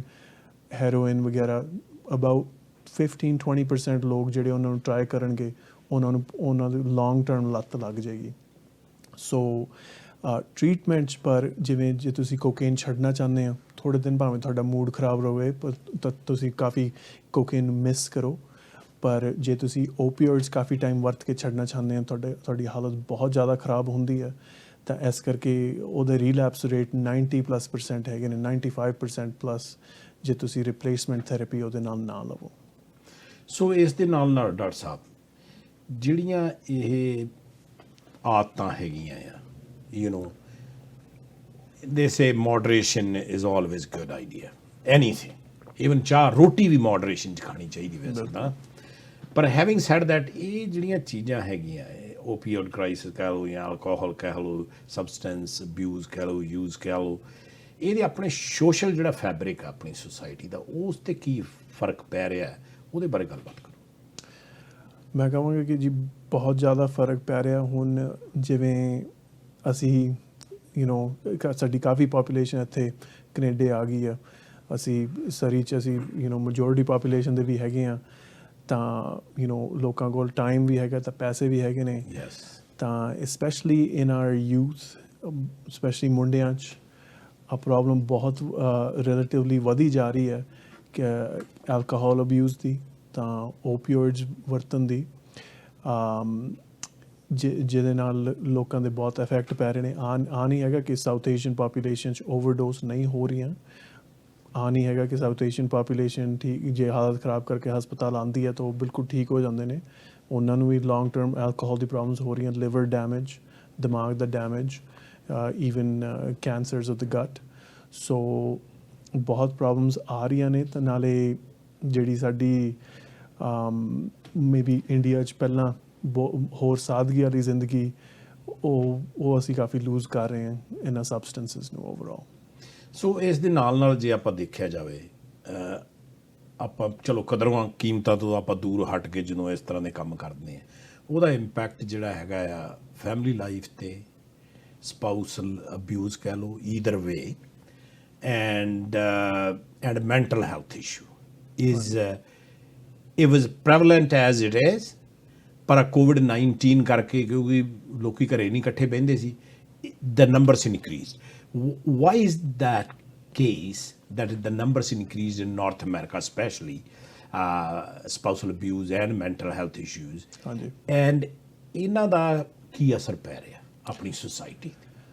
I think overall it ਤੁਹਾਨੂੰ ਬੇਸਿਕਲੀ ਆਹ ਗੱਲ ਆ ਦਿਖਾਉਂਦੀ ਹੈ ਕਿ ਕਿੰਨਾ ਸਾਡਾ ਉਹ ਬੜਾ ਡੈਲੀਕੇਟ ਜਿਹਾ ਬੈਲੈਂਸ ਹੁੰਦਾ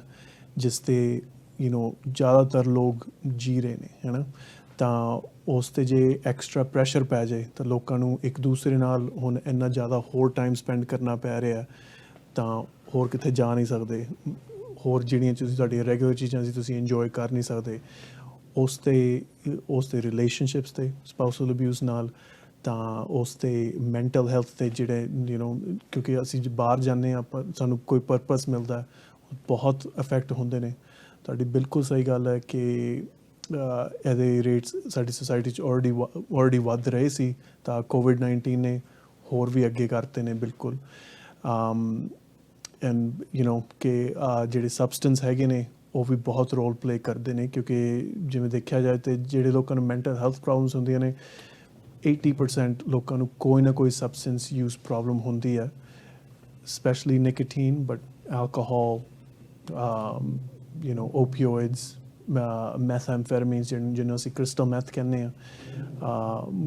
ਦੇ ਇਸ਼ੂਜ਼ ਵੀ ਬਹੁਤ ਜ਼ਿਆਦਾ ਹੁੰਦੇ ਨੇ ਸੋ ਲੋਕੀ ਸਹਾਰਾ ਲੈਣ ਲੱਗ ਪੈਂਦੇ ਨੇ ਉਹਨਾਂ ਚੀਜ਼ਾਂ ਦਾ ਡਿਪੈਂਡੈਂਸੀ ਕ੍ਰੀਏਟ ਹੋ ਜਾਂਦੀ ਬਿਲਕੁਲ ਜੀ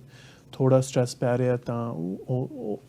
ਉਹ ਲੈਂਦੇ ਤਾਂ ਨਾਲ ਉਹਦੇ ਨਾਲ ਆ ਨਹੀਂ ਰਿਅਲਾਈਜ਼ ਕਰਦੇ ਕਿ ਓਵਰਆਲ ਆ ਪ੍ਰੋਬਲਮਸ ਵਧਣਗੀਆਂ ਘਟਣਗੀਆਂ ਨਹੀਂ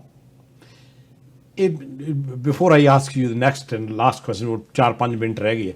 ਇਹ ਕੌਫੀ ਤੇ ਆਪਣੇ ਟੀ ਵਗੈਰਾ ਜਿਹੜੀਆਂ ਚੀਜ਼ਾਂ ਹੈਗੀਆਂ ਇਹ ਕਿੱਥੇ ਸਟੈਕ ਅਪ ਹੁੰਦੀ are they can be addictive to I would say they absolutely can be addictive.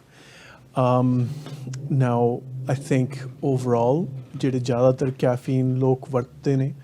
ਉਹ ਆਪਣੀ ਐਕਚੁਅਲੀ ਉਹਨਾਂ ਦੀ ਹੈਲਥ ਵਾਸਤੇ ਪੋਜ਼ਿਟਿਵ ਹੈਗਾ ਤਾਂ ਉਹਨਾਂ ਨੂੰ ਦਿਨ 'ਚ it keeps them going. But issue ਬਣ ਸਕਦਾ ਆ ਕਿ ਜਦੋਂ ਤੁਸੀਂ ਬਹੁਤ ਜ਼ਿਆਦਾ ਵਰਤ ਰਹੇ ਹੋ ਤੁਹਾਡਾ ਹਾਰਟ ਰੇਟ ਬਹੁਤ ਵੱਧ ਜਾਂਦਾ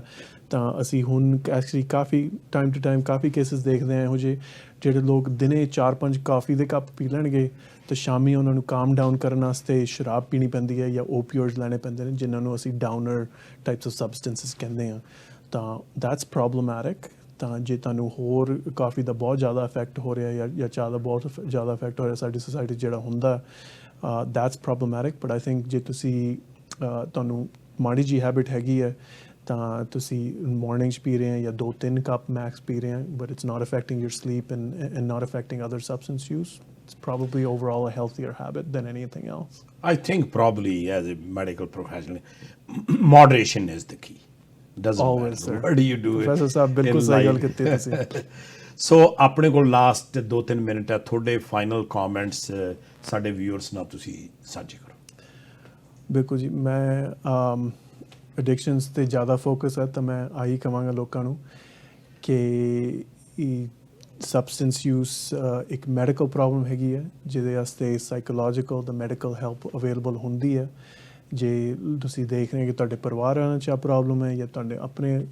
ਕਿਸੇ ਨੇ ਆਪਣੇ 'ਚ ਆ ਪ੍ਰੋਬਲਮ ਹੈਗੀ ਹੈ ਤੁਸੀਂ ਆਪਣੇ ਫੈਮਿਲੀ ਡਾਕਟਰ ਨਾਲ ਗੱਲ ਕਰ ਸਕਦੇ ਹੋ ਜਾਂ ਹੋਰ ਸਪੈਸ਼ਲਿਸਟ ਨੂੰ ਮਿਲਣ ਦੀ ਕੋਸ਼ਿਸ਼ ਕਰ ਸਕਦੇ ਹੋ ਤਾਂ ਜ਼ਿਆਦਾਤਰ ਲੋਕ ਇਸ 'ਚ ਇੰਪਰੂਵ ਹੁੰਦੇ ਨੇ ਤਾਂ ਉਹਨਾਂ ਦੀ ਲਾਈਫ 'ਤੇ ਵੀ ਬਹੁਤ ਇੰਪੈਕਟ ਪੈਂਦਾ ਥੈਂਕ ਯੂ ਡਾਕਟਰ ਮੀਸ਼ਾ ਬਾਵਾ ਤੁਸੀਂ ਆਪਦੇ ਬਿਜ਼ੀ ਸਕੈਜੂਲ 'ਚੋਂ ਟਾਈਮ ਕੱਢਿਆ ਤੁਹਾਨੂੰ ਪਤਾ COVID-19 probably your schedule is ਆਪਾਂ ਜਦੋਂ ਗੱਲ ਕਰਦੇ ਸੀ all over the place and probably spending long hours first of all the front line workers, doctors, nurses, hats off to them. ਧੰਨਵਾਦ ਤੁਹਾਡਾ ਜਿਹੜੇ ਕਮਿਊਨਿਟੀ ਦੀ ਸੇਵਾ ਕਰ ਰਹੇ ਹੈ ਮਤਲਬ community is so thankful world wide ਤੁਸੀਂ ਫਰੰਟ ਲਾਈਨ 'ਤੇ ਹੈ you are taking a lot of risk so ਤੁਹਾਡਾ ਧੰਨਵਾਦ ਸਾਨੂੰ ਟਾਈਮ ਸਾਂਝਾ ਟੀਵੀ ਨੂੰ ਦੇਣ ਲਈ ਤੁਹਾਡਾ ਬਹੁਤ ਬਹੁਤ ਧੰਨਵਾਦ ਅਸੀਂ ਇਸੇ ਤਰ੍ਹਾਂ ਹੀ ਕਿਸੇ ਪ੍ਰੋਫੈਸ਼ਨਲ ਨੂੰ ਤੁਹਾਡੇ ਰੂਬਰੂ ਕਰਾਵਾਂਗੇ ਨੈਕਸਟ ਹਫਤੇ ਫਿਰ CJ ਸਿੱਧੂ ਸ਼ੋਅ 'ਤੇ ਆਪਦੀ ਫੀਡਬੈਕ ਜ਼ਰੂਰ ਦਿਆ ਕਰੋ ਸਾਡੇ ਈਮੇਲ ਅਤੇ ਫੋਨ ਨੰਬਰ ਸਕਰੀਨ 'ਤੇ ਚੱਲ ਰਹੇ ਹੈ ਅਤੇ ਦੱਸਿਆ ਕਰੋ ਕਿਸ ਤਰ੍ਹਾਂ ਦੇ ਨੁਮਾਇੰਦਿਆਂ ਨੂੰ ਆਪਾਂ ਲੈ ਕੇ ਆਈਏ ਅਤੇ ਤੁਹਾਡੇ ਨਾਲ ਗੱਲਬਾਤ ਕਰਾਈਏ ਸੋ ਇਸੇ ਹੀ ਤਰ੍ਹਾਂ CJ ਸਿੱਧੂ ਸ਼ੋਅ ਦੇ ਵਿੱਚ ਥਰਸਡੇ ਕਿਸੇ ਨਾ ਕਿਸੇ ਪ੍ਰੋਫੈਸ਼ਨਲ ਨੂੰ ਲੈ ਕੇ ਆਵਾਂਗੇ ਸੋ ਅੱਜ ਬੜੇ ਖੁਸ਼ੀ ਦੀ ਗੱਲ ਹੈ ਕਿ ਡਾਕਟਰ ਬਾਵਾ ਨੇ ਜਿਹੜਾ ਕਿ ਆਪਣੀ ਕਮਿਊਨਿਟੀ ਦੇ ਵਿੱਚ ਵੈਰੀ ਇੰਪੋਰਟੈਂਟ ਇਸ਼ੂ ਜਿਹੜਾ ਸਬਸਟੈਂਸ ਯੂਜ਼ ਦਾ ਹੈਗਾ ਹੈ ਅਲਕੋਹਲ ਕਹਿ ਲਓ ਜਾਂ ਓਪੀਓਇਡ ਕ੍ਰਾਈਸਿਸ ਤਾਂ ਆਪਣੇ ਬ੍ਰਿਟਿਸ਼ ਕੋਲੰਬੀਆ ਦੇ ਵਿੱਚ ਬਹੁਤ ਵੱਡਾ ਹੈਗਾ ਇਸੇ ਤਰ੍ਹਾਂ ਹੀ ਗੱਲਬਾਤ ਚੱਲਦੀ ਰਹੂਗੀ ਇਸ ਸ਼ੋਅ ਤੋਂ ਬਾਅਦ ਆਪਣੇ ਸਾਫ਼ ਤੇ ਸਪਸ਼ਟ ਸ਼ੋਅ ਲੈ ਕੇ ਆ ਰਹੇ ਹੈ Puneet Kaur so please stay tuned in ਅਤੇ ਤੁਸੀਂ ਸਾਡੇ ਜਿਹੜੇ ਨੰਬਰ ਚੱਲ ਰਹੇ ਹੈ ਤੁਸੀਂ ਉਹਨਾਂ ਨਾਲ ਗੱਲਾਂ ਇੱਥੋਂ ਵੀ ਫੋਨ ਕਰਕੇ ਉਹਨਾਂ ਨੂੰ ਕੁਐਸਚਨ ਪੁੱਛ ਸਕਦੇ ਹੋ ਬਹੁਤ ਬਹੁਤ ਧੰਨਵਾਦ please stay safe don't let it this opening of little bit ਮਤਲਬ go to don't relax too much ਅਤੇ ਬਾਹਲੀ ਖੁੱਲ੍ਹੀ ਛੁੱਟੀ ਦੇਣ ਦੀ ਲੋੜ ਨਹੀਂ ਬਾਹਲੀ ਭੀੜ ਭੜਾਕੇ 'ਚ ਜਾਂ ਬੀਚਿਸ 'ਤੇ ਜਾਂ ਕਰਾਊਡ ਇਕੱਠਾ ਹੋਣ ਦੀ ਲੋੜ ਨਹੀਂ ਗੀ just keep this curve flattened guys very very important we all want to have a happy healthy lifestyle and wish you a happy healthy weekend te rab rakha ਧੰਨਵਾਦ